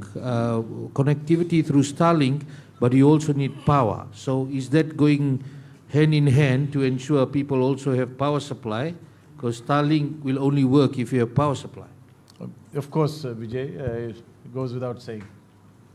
It's also being planned together. On to that infrastructure question that, Mike, yeah? Yourself and the question, please. Thank you, Vijay. I am Lakan Kumar, a Ipania resident of Senganga. I don't have a question, but I have something on development of Senganga town. Senganga is a growth center in the Northern Division. I think under the development plan 7, under the Ratumara government, it was set up in 1974. And we also know that Tukavesi, Nambualu, and Senganga were just earmarked as satellite towns for future. It has been 50 years now this year that there has been, Senganga has been in existence. And with the development taking place there, quite a lot of facilities have been in place, and recently, with the help of the Deputy Prime Minister, we have been able to have the facilities of the bus stand, convenience, and of course, the market also coming up. Do you have a question? Our question is, currently we have come to know in Senganga that there are a few farms that have been seized, sort of the land expiry has taken place and had been included in the Senganga town boundary. And there has been a scheme plan being made for extension of Senganga township development, future developments, but it has not been approved. But we have come to know that the TLTB has started issuing residential lots, and of course they are also advocating on the commercial and industrial also, but there is no scheme plan made, and they are just trying to lease it out on an instrument of tenancy. Now, how can we develop a town without any development procedures been taking place? And people are asked to pay horrendous amount of money, just without electricity, without water supply, without any road access, and without development of lots. It is not only residential; it's for sporting complex, residential and commercial also. I think this is not a way to develop a town, because Senganga is a doorway to Sapsavu and Nambualu and back to Labasa. It is the main center in the Northern Division. It will be taken for the future, as the Deputy Prime Minister has said. There are a lot of focus is on the Northern Division, and Senganga is and will be a very important center in the Northern Division. So what I'm trying to say, that the Ministry of Local and Housing, just to look up and see that the development of Sanganga takes up in the right direction with the right procedures. Thank you, sir, for your question. Yeah. We get your question. That is in terms of ensuring that we have proper infrastructures before we continue with Yes, the leasing out development. lots Thank you, to sir. people. There are a lot of people interested. Thank Yeah. you. No, I think the point made by Lakan is an important one. We've already started the Sanganga bus stand and market is now being done. The project has started. We've allocated about 1.7 million for that project. Right now, the Nambualu new town development is on the agenda, is a priority. We are building the Nambualu passenger terminal. But on the leases around Sanganga, I think that's an issue that we are discussing with the ITLTB and making sure that the process of the town development and the leasing of the land is properly handled. Just on the lease renewals, Vijay, this is an important issue also for the people of Banua Levu. In the budget, we have announced an allocation of about $1 million for lease premium subsidy. And this is for people who are earning below 50,000. We are going to subsidize, for example, if a lease has come for renewal and the TLTB has established a lease premium and government is going to provide a 30% subsidy or a maximum of 7,500 to pay for the premium. We are also making sure that we provide additional funding. So as part of CIBUL, government is subsidizing land rentals from 6% UCV to 10%, and that additional 4% for the landowners is being provided for by government. Last year, government paid about $1.2 million to have about 180 agricultural leases renewed because those people were having difficulty in terms of beating the premium. And our statistics right now is more than 80% of the leases, agricultural leases in the last 2 years have been renewed with the support of the subsidy that the government has provided. But there are areas where land has not been renewed, where land has been renewed for other purposes, residential, industrial, and those near urban centers. So that's the approach that the government has taken. We have additional funding within the Ministry of Sugar for premium and lease renewal for those specifically engaged in the sugarcane farming. Thank you, sir, for that assurance. Can we get the next question, Last please? one before you move to health. Thank you, sir. Thank you, sir. My name is Salen Chetty. I'm from Vunika. My question tonight is about the Ministry of Housing. From 2018 and onwards, the Vunika settlement, Sosoa and Vunika settlement is after the surveying and the planning to be done. Till today, nothing has been done, and it was also allocated in last year's budget that 110 houses will be given proper leases. I would like to know when that will take place, how long it will take, what is the time frame? I can't give you a direct answer to that, but I can give you a general answer. We, as you probably heard in the news, we have provided titles to settlements in Duvu. These were developed as part of informal settlement. We recognize not only Bunika and Sosoa.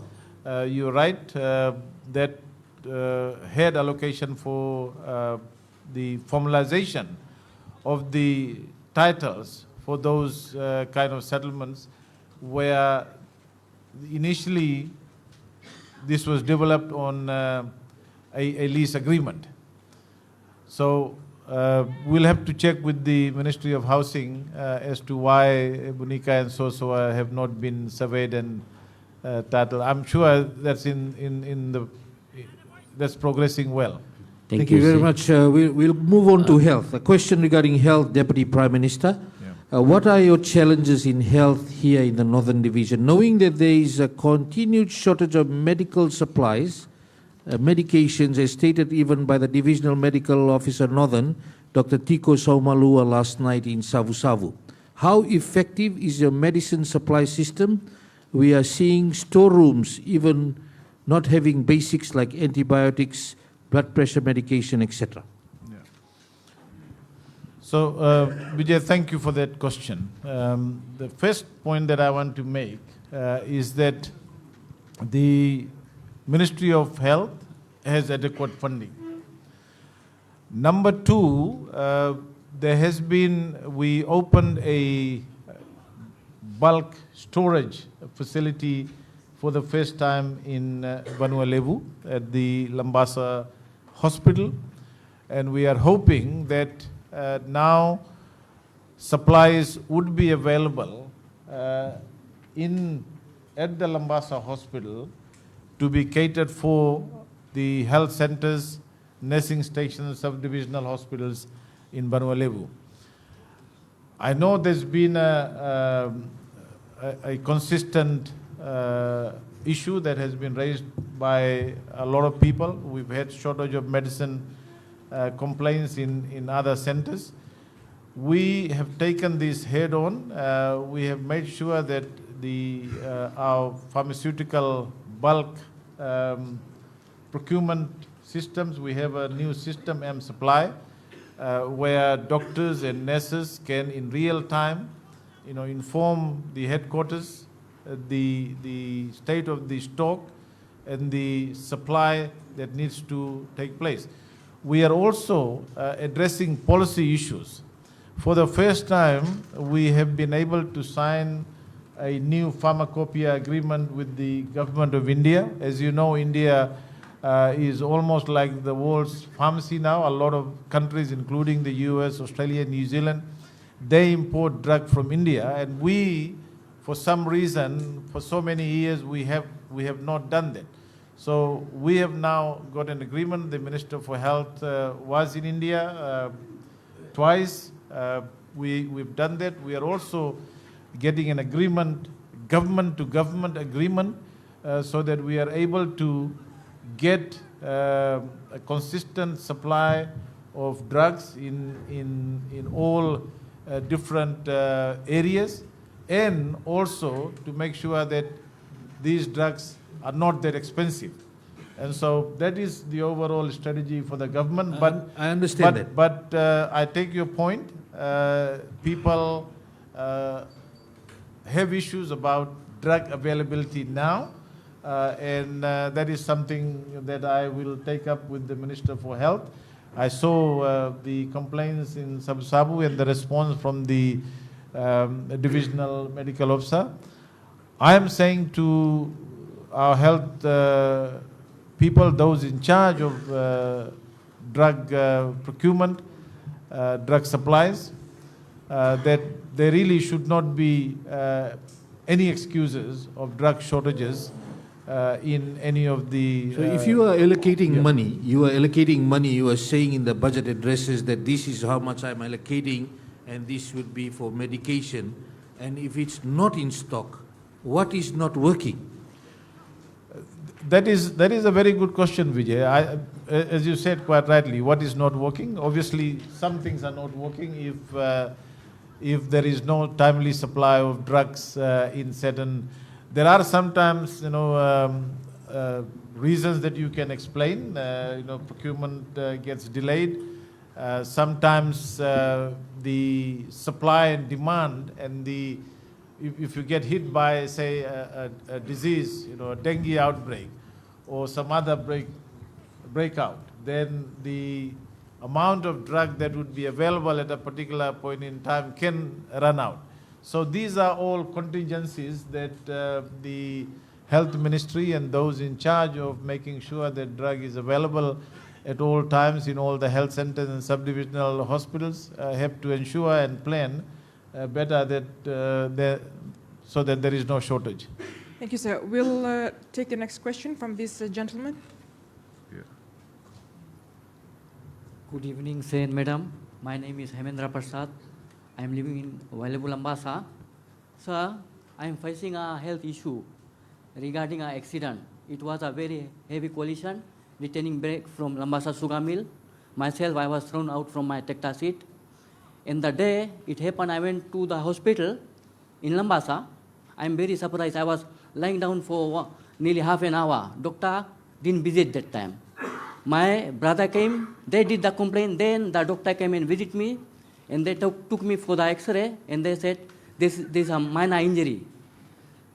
There was a tablet provided, there's an injection been taken my body, and they have discharged me. They haven't been put me, not even a single day for observation.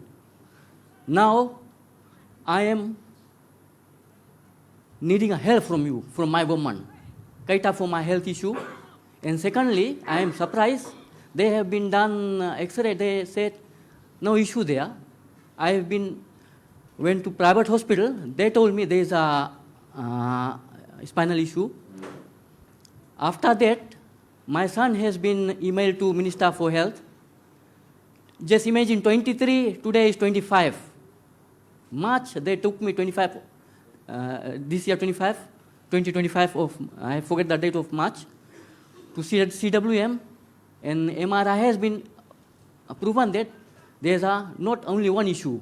I need two surgery to be done. And my question is that our doctors are good for our health, and I am fear to have a surgery in Fiji, sir. And secondly, my what you call that, ICCF, I need also that. I need government to cater that. I don't want any lawyer or anybody else involvement in that, sir. Thank you for listening me. Thank you, sir, for your question. We'll take his, yes. We'll find out. We also have the Senior Division Medical Officer, who's also present here, the doctor. Yes, sir, please. Thank you, sir. Demo Northern Tiko Somalua. I think the issue has been highlighted today is the gentleman has gone through the various processes of referral from Labasa to CWM, and also he's gone to the even further to the private sector to get further information. I think is the hospital administrator here? Or any hospital team? Can you come up? I think this comes under the medical superintendent, Labasa Hospital jurisdiction. Can you please look into this issue? Yeah. And Just, we also had... this is my number, 8914095. We'll discuss. Please note down that number. And also we had another issue as you were on Zoom last night in relation to the person who also was misdiagnosed and went to private surgery and was told he had broken ribs. While when he went to the Savu hospital, he was told he was okay. So if we could also get clarification for these kind of issues, and what type of performance management system do you have in place for your doctors and nurses to ensure we do not have our people going through this? Thank you, thank you.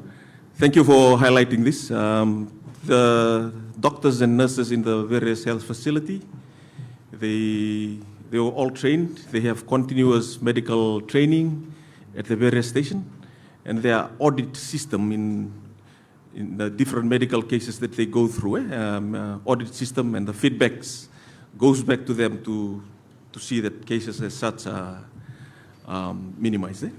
Thank you, Dr. Saumalua. And also we have the Fiji Medical and Dental Secretariat, where you can also file your complaints about medical negligence if you go through those issues. We'll move on to the next health question. Introduce yourself and your issue. Thank you. Naka, once again, I'm Semesa from the Society of St. Vincent de Paul. I have two questions today. I believe the health services in Vanua level needs a lot of improvement. I don't really know why there's an allocation of 117 million still going to Espen. When will the Vanuatu people get those kind of services? That's my first question. All the better facilities are in Viti level. There's none in Vanuatu. My second question is regarding the vulnerables. We have been asking for the homes in Fiji forest industry and another home discarded here at Sarwan Street. There was the bachelor's quarters. What we believe in is a partnership with the NGOs. The government cannot do it alone. There is no shelter in Labasa. There is no orphanage in Labasa. What can the government do since the NGOs are already here trying to help? I think the way forward is partnership. Can the government give us those buildings to house the vulnerables, the senior citizens, the orphanage, and all other cases who need help? Deputy PM? Yeah. So I like, thank you. I like that idea about partnership. And as I said in my opening remarks, if you look at the funding allocations that we have provided in the last 3 budgets for organizations outside of government that are involved, whether it's Fiji Cancer Society, whether it's Red Cross, whether it's other NGOs, we are providing support, additional funding to make sure that we help those that run these facilities outside of government get additional funding. I'm not sure about Labasa. I suppose the divisional medical officer can explain that.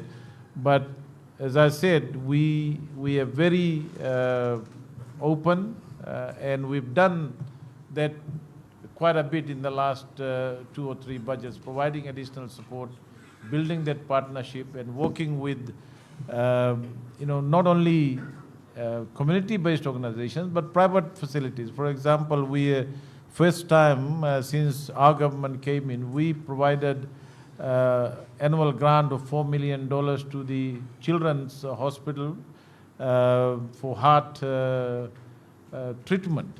And many small children in Fiji and also some from the Pacific have been provided not only screening but also treatment, and government has contributed continuously $4 million per year over the last 3 years. We are also providing incentives tax incentives for donors who provide support and funding to community-based organizations, NGOs who run facilities such as that. Vinaka, I think on Espen, you're right. We, as I said in Parliament, we have allocated quite a bit of funding, but we are still negotiating. These 2 hospitals were handed over to HCF, which includes Espen. This is privately run by the previous government without them meeting all the concession provisions. So when we came into government, we had to keep the hospitals going. We provided additional funding, and we are negotiating a new agreement that will provide better facilities, and we have seen improvement in those areas. For some specialist treatment, there are a lot of people from Vanuatu who go to Lotoka Hospital for heart treatment, for other treatment as well. So it's not exclusive for just people in the West. If there are facilities that are available there that is not available in Vanuatu, you can go there as well. But we take your point about improving the facilities in the Northern Division and particularly at the Labasa Hospital. Thank you very much. We will be rushing through the issues quickly, so Thank you. You've had your chance. Any other questions you can ask later. We have the officials here who we can give chance I cannot to hear the solution for the second one. We just needed the buildings from the government. We are ready to provide the services. Yeah, that's something Who that will we approve can, that? you can discuss that We with can the... discuss that with the straight after that with the divisional medical divisional officer. command. Yeah. There's another question about what? Health? Just please, one question introduced so that we can move along. Thank you.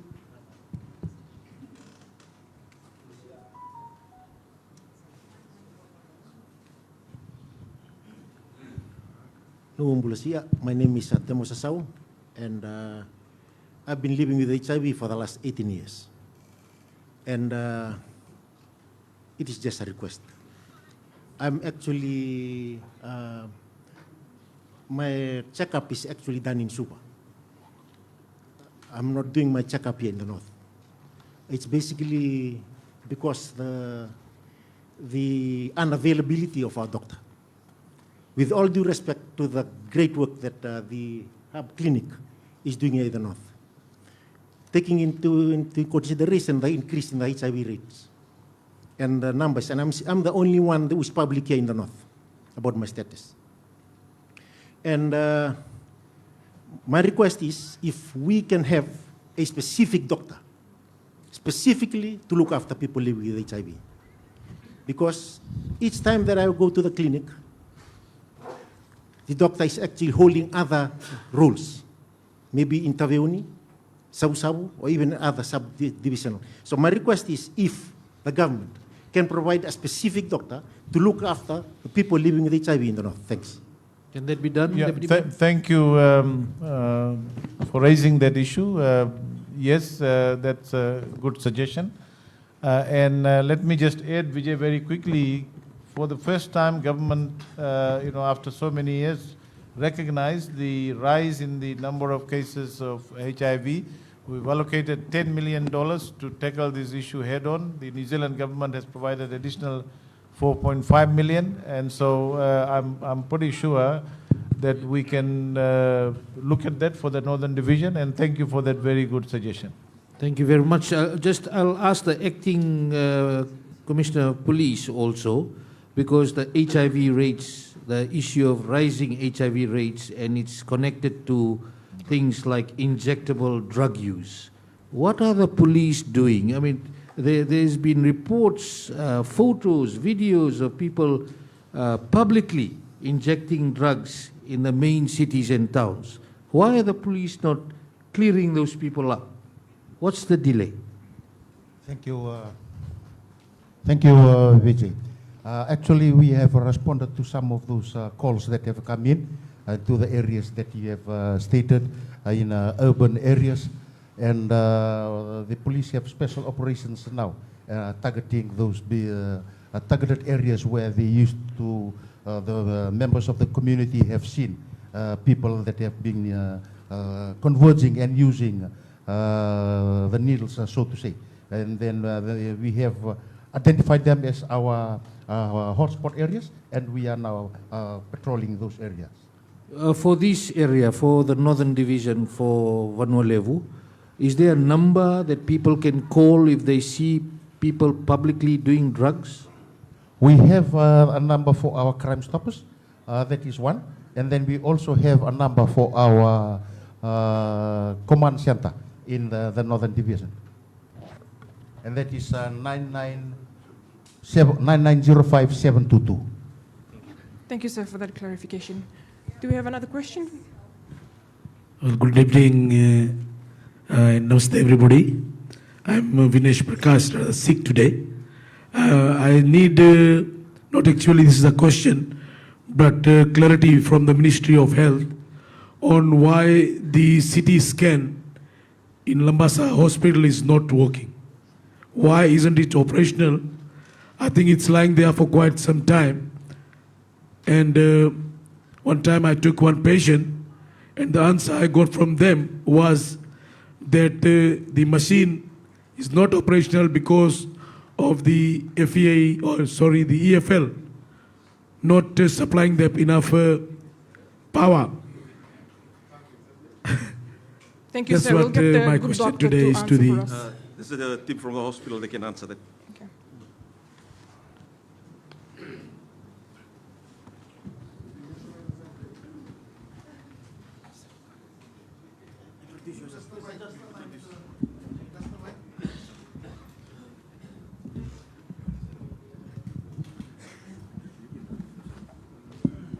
Thank you. I'm Krishna Kumari, hospital administrator.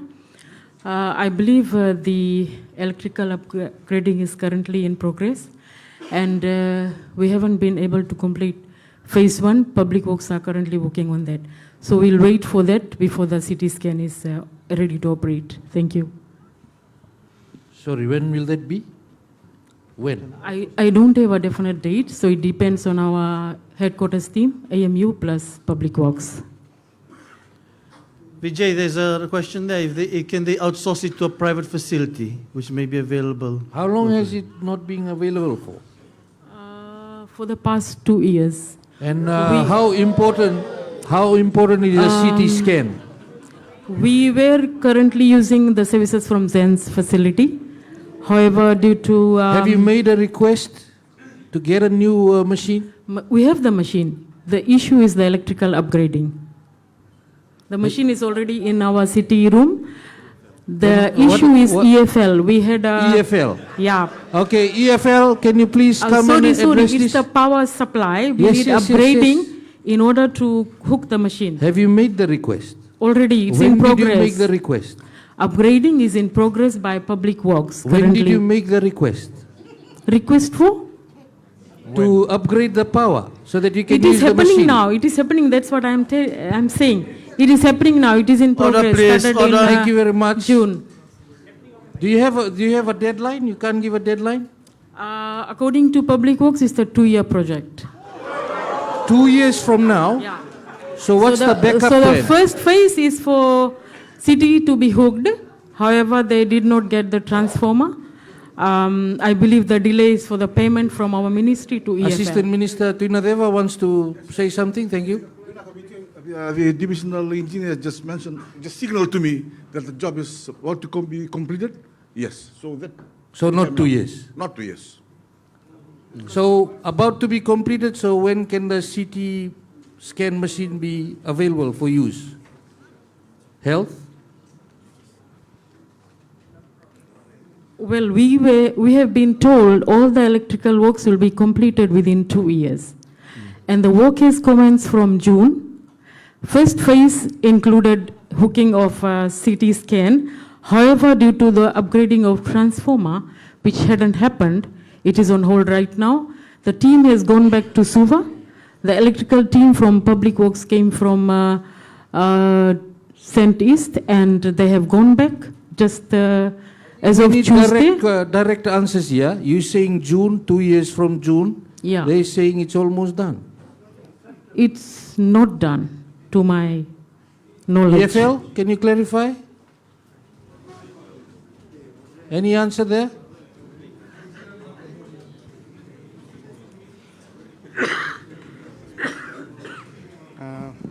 Actually, we had issued the quotation to Ministry of Health, and we are still waiting for the payment.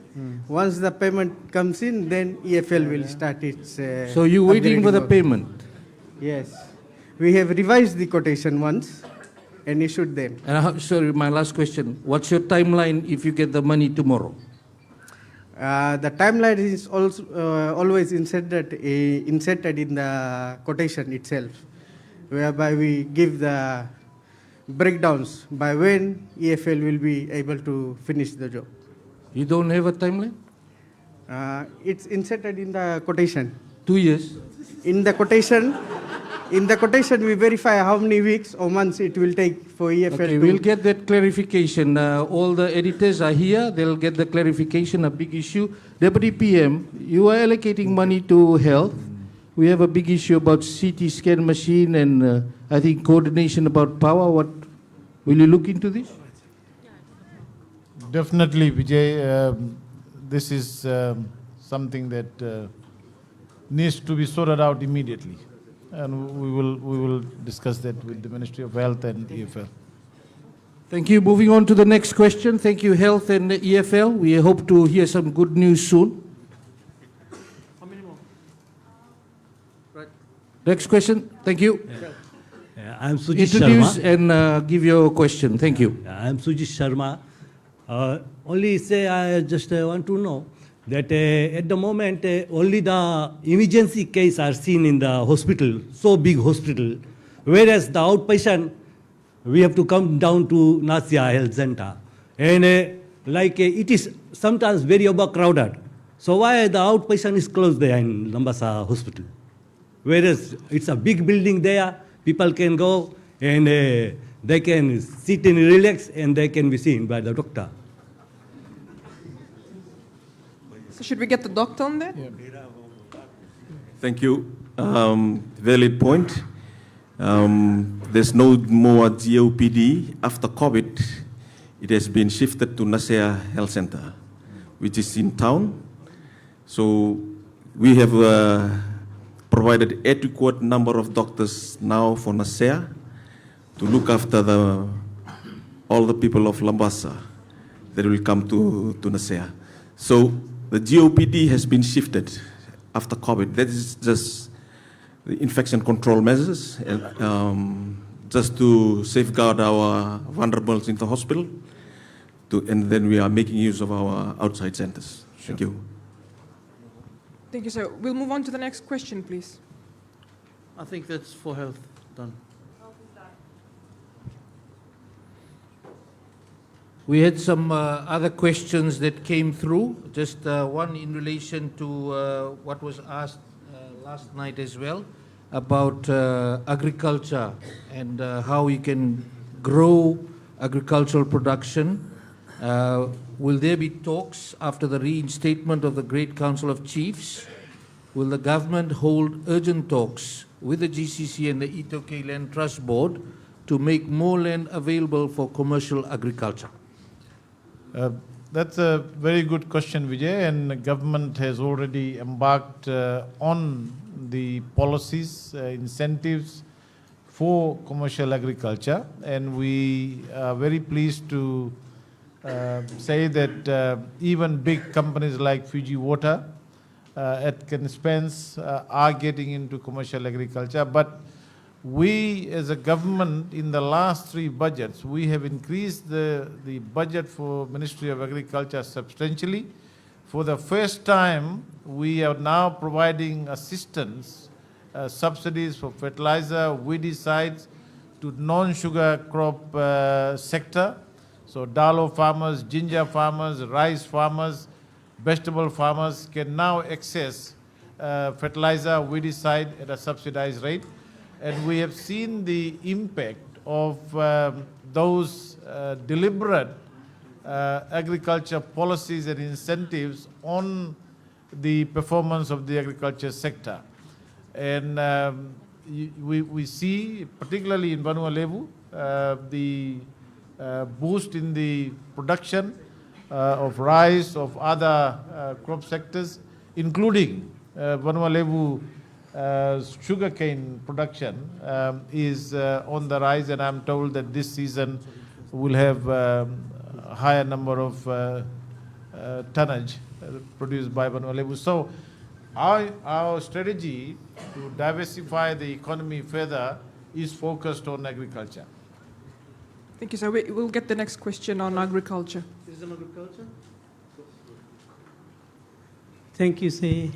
My name is Kamal Dev from Waingili sector.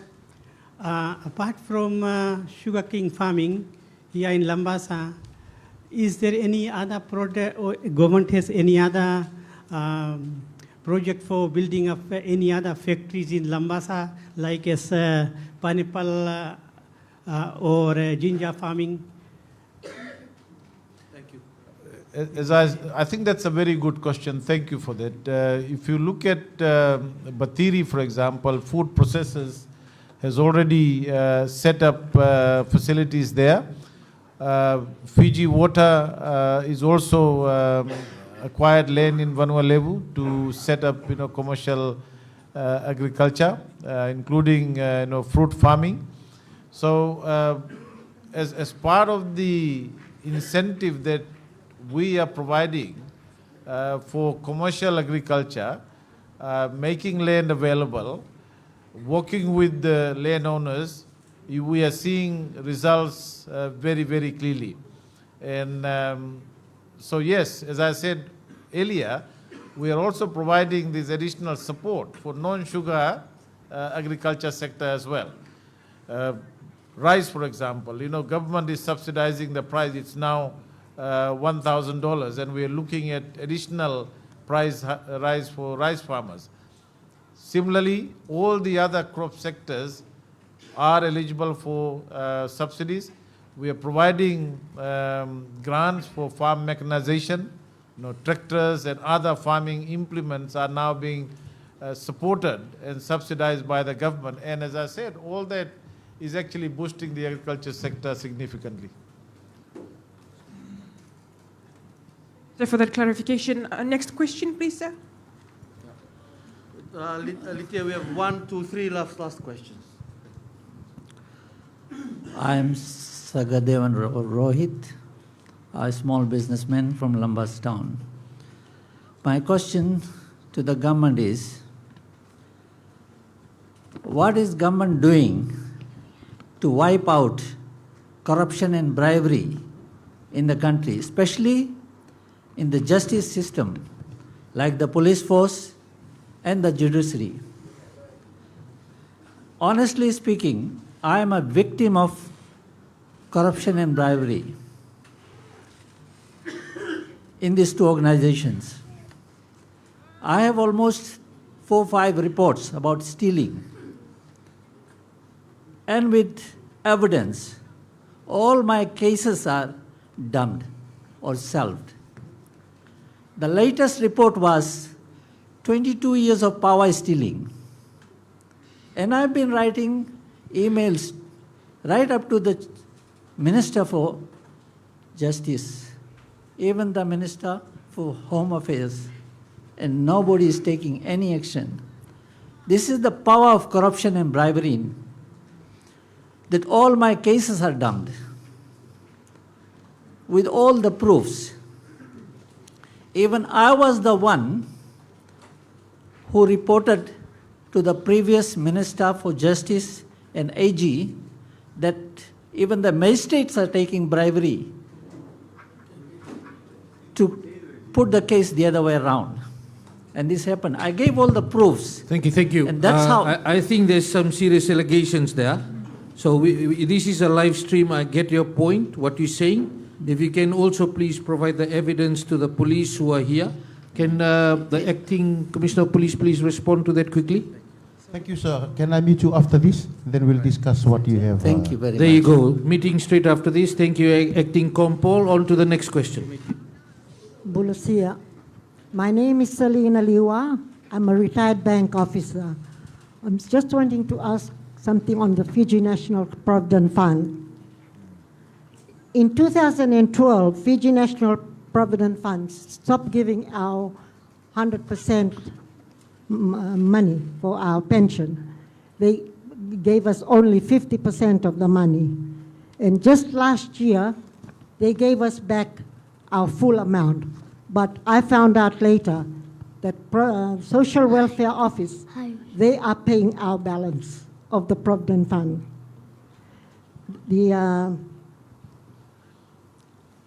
But since social welfare is paying us, will we be getting back a refund of the 12 years that we've missed out on half payment? And another thing, whether they will give us free medical, bus card, or death benefit. Because social welfare is giving that to their social welfare offices. But for us as Provident Fund, we don't get all that. But since now the social welfare is paying our social welfare money, our 50%, will that can that be done? And can we get back our refund for the last 12 years? We're just living on our 50% Thank you, social welfare. ma'am, for your question. Naka. Yeah, thank you. You're right. The military government had reformed the FNPF at that time. There was a unilateral decree that reduced the pension rate that pensioners at that time were getting. When we came into government, we recognized those who were still on pension. Those that took away their money, they had the option of withdrawing the full amount. At that point, some withdrew the full amount. People like yourselves who remain on a reduced pension, what we did last year was to restore your pension to the same amount that you were getting in 2012, and that is being paid by the government. We are spending about $4 million a year. FNPF is not paying that, social welfare is not giving. It's a funding that the government has provided to bring some justice to the pensioners who lost out and went on a reduced pension at that point in time. So you are getting your 100% now. Yeah.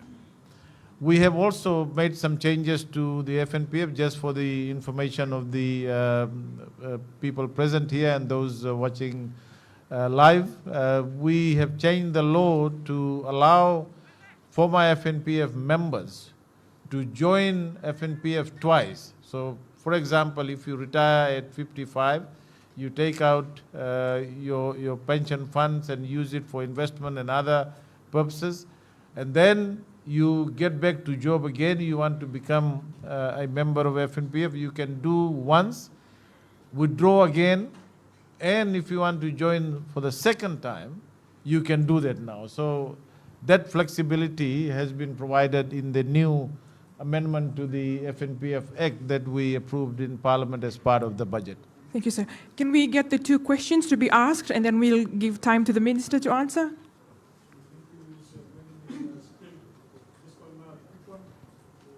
I think most of us sitting here, when I listen to the first question till the last one, I think to sum up all this conversation we have, one very thing that this government lacks is if you can improve on it, or what are you doing about it, is customer service. Most of the time there's a communication problem, and the people in the front line, they are not doing their work. When we call or when we visit them, they tell us come the next morning. And when we come the next morning, they tell us, oh, it's in my superior, so come back the next day. What if I'm staying right in the farm of Naitashiri? I travel by boat or travel by bus. So many thousand kilometers I have to travel, and I have to be told that day that you have to come back the next morning. Who's going to pay for my fare? So my question for today, what are these present government doing to the customer service? Are they providing a development to go, tell them to go for studies to upgrade their skills in customer service? Because all we need now is to give us some feedback so that when we go home, we are happy. At least the next morning, pick up the phone call and call us and tell us, see, your complaint is here, we'll attend to it next morning. So please, sir, if you can do something about it, the frontliners need to get on phone numbers, email address, and get to us to the next morning so that we can get a feedback. Thank you, sir. Thank you. You raised a very important point, and I know there are many hardworking civil servants there. Not all of them do that, but the point you're making is an absolutely important one, and we expect civil servants to deal with people the way you've described. And you're absolutely right. If somebody travels by bus for 10 kilometers to see a government civil servant, then they expect better services. As I said, there are thousands of civil servants who do a decent day's job, and we appreciate that. We have made sure that we give permanent tenure to the civil servants, giving them more confidence, empowering them to do the work better. We've increased the salaries of the civil servants in the last 2 years from as high as 10% to 25%. And we expect civil servants to be mindful of the needs of the public and deliver services when they require.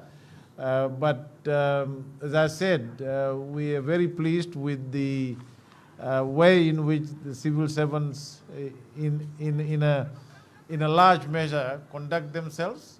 But there's always room for improvement. And thank you for raising that important point. And I'm sure there are a lot of civil servants here today. They would be taking what you said on board. So we'll take this last question from the floor before we wrap up tonight's program. Vinaka, I just, my name is Vani. I'm from Nasekula village. And just before I ask a question, I would like to show my appreciation to the gentleman that had just highlighted his concern regarding the service, customer services. We had a consultation, TLTB consultation as well. And after they had given their presentation, I mentioned when it was our time to raise questions, I stood up and I shared that it's always the case that when we come to any consultation, the presentation and everything that is to be shared is always good to hear. But when it comes to reality, service-wise, it's very pathetic, I would say. And thank you very much for the gentleman that has shared whatever we are public facing every day when we come for help. That is what we come across. And I would also request that service would increase, or we would be looked after well by the current government, Vinaka. My question is, as a landowner, we know that there is grant from the TLTB to help the landowners who had started their businesses. I am one who is just planning to start off our family business. And there is grant from the TLTB to be given to us. The question I need to just ask, would there be any help also from the government in the 2025-26 budget that would help us, landowners who are planning to start off their business? Vinaka Vakalebu. Thank you. So apart from the grants that are available within the Ministry of Youth and Affairs, there are a large number of programs in different ministries. In fact, we have increased the total allocation for small, micro, small, medium enterprises from almost to $160 million in this budget.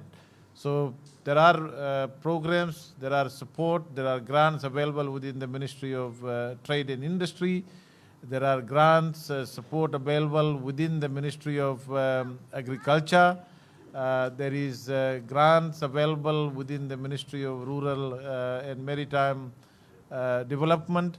So you can access. I think what you probably need to do is to check with the Commissioner Northern's office, talk to the Divisional Planning Office, district officers, and find out where you can access these different types of grants, to support and start your small medium enterprise.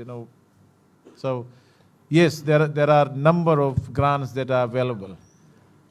Thank you very much, first of all, to the Deputy Prime Minister and Minister for Finance, Professor Biman Prasad, for making yourself available despite your busy schedule to come and speak to the people directly here, answer all the questions. We would also like to thank the Acting Commissioner of Police, Mr. Aprosa Lutunaunga, for coming all the way from Suva to represent the Fiji Police Force, to represent the Commissioner of Police, and all the representatives, including the assistant ministers who have come here with their teams. They were there last night. Thank you very much, Assistant Minister Naisa Tuinadeva, for being in Savu-Savu last night with your team and again tonight. And also to everyone, all the officials who came from the government ministries, statutory authorities, and all the companies. We say Vinaka Vakalevu Bodhonevad to you, Labasa. We covered a lot tonight. You asked about drugs on our streets, green cover theft, and cold cases. Police and the acting commissioner has explained new patrols at Narcotics Bureau and plans for 1,000 more officers, which has been stated in the budget. Roads, bridges, and power came next. From farmers also spoke of broken cane bridges. Town people called for safe crossings, street lights, and a real bypass. FRA, EFL, and works teams have promised that they will be doing quicker repairs, and designs are already on the table. Health is a big worry. You told us Lambasa's CT scan has sat idle and basic medicine is still running out. You asked for a doctor who can focus on HIV care. The ministry said power upgrades for the scanner are nearly finished. A $10 million HIV package is rolling out, and the new North bulk store should keep drugs in stock. Agriculture matters too. Cane and Yangona growers pressed for farm road funds, stronger action on cover thieves, and also help with inputs. Government appointed to fresh grants and also a two-phase boost of 1,000 extra police for rural areas and bigger allocations in the new budget for seeds, irrigation, and also sugar mill repairs. Now, why this matters? A forum only works when people speak without fear and leaders answer without hiding. Tonight proved we still believe in open talk. Keep your notes, follow the promises, and hold us all to account. Now, a clear question is the first step toward a clear solution. If we keep talking with respect, real change can take place. And our thanks to our chief guest, Deputy Prime Minister, Minister for Finance, Professor Biman Prasad, everyone who came bravely to stand in the firing line, so to speak, and answer questions directly. Your honesty sets the bar. We also like to thank you, residents who lined up, and also northern communities who traveled hours, and those who joined us online. Your voices shaped tonight. A special vinaka to the United States Embassy for supporting the Fijian Media Association and helping make this traveling town hall possible. They only pay for our logistics, nothing to do with the editorial content at all.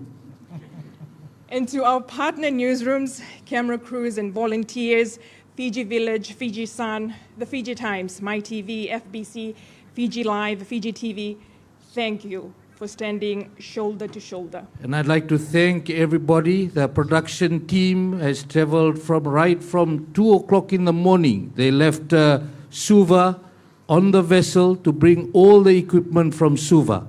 Thank you very much for the mixed technical team that we've had for the first time for these historic 2 sessions. We are very proud of you, a team led by Jamie Toro and the full team made up of FBC, MyTV, CFL, and everybody that has worked together. Thank you very much for that.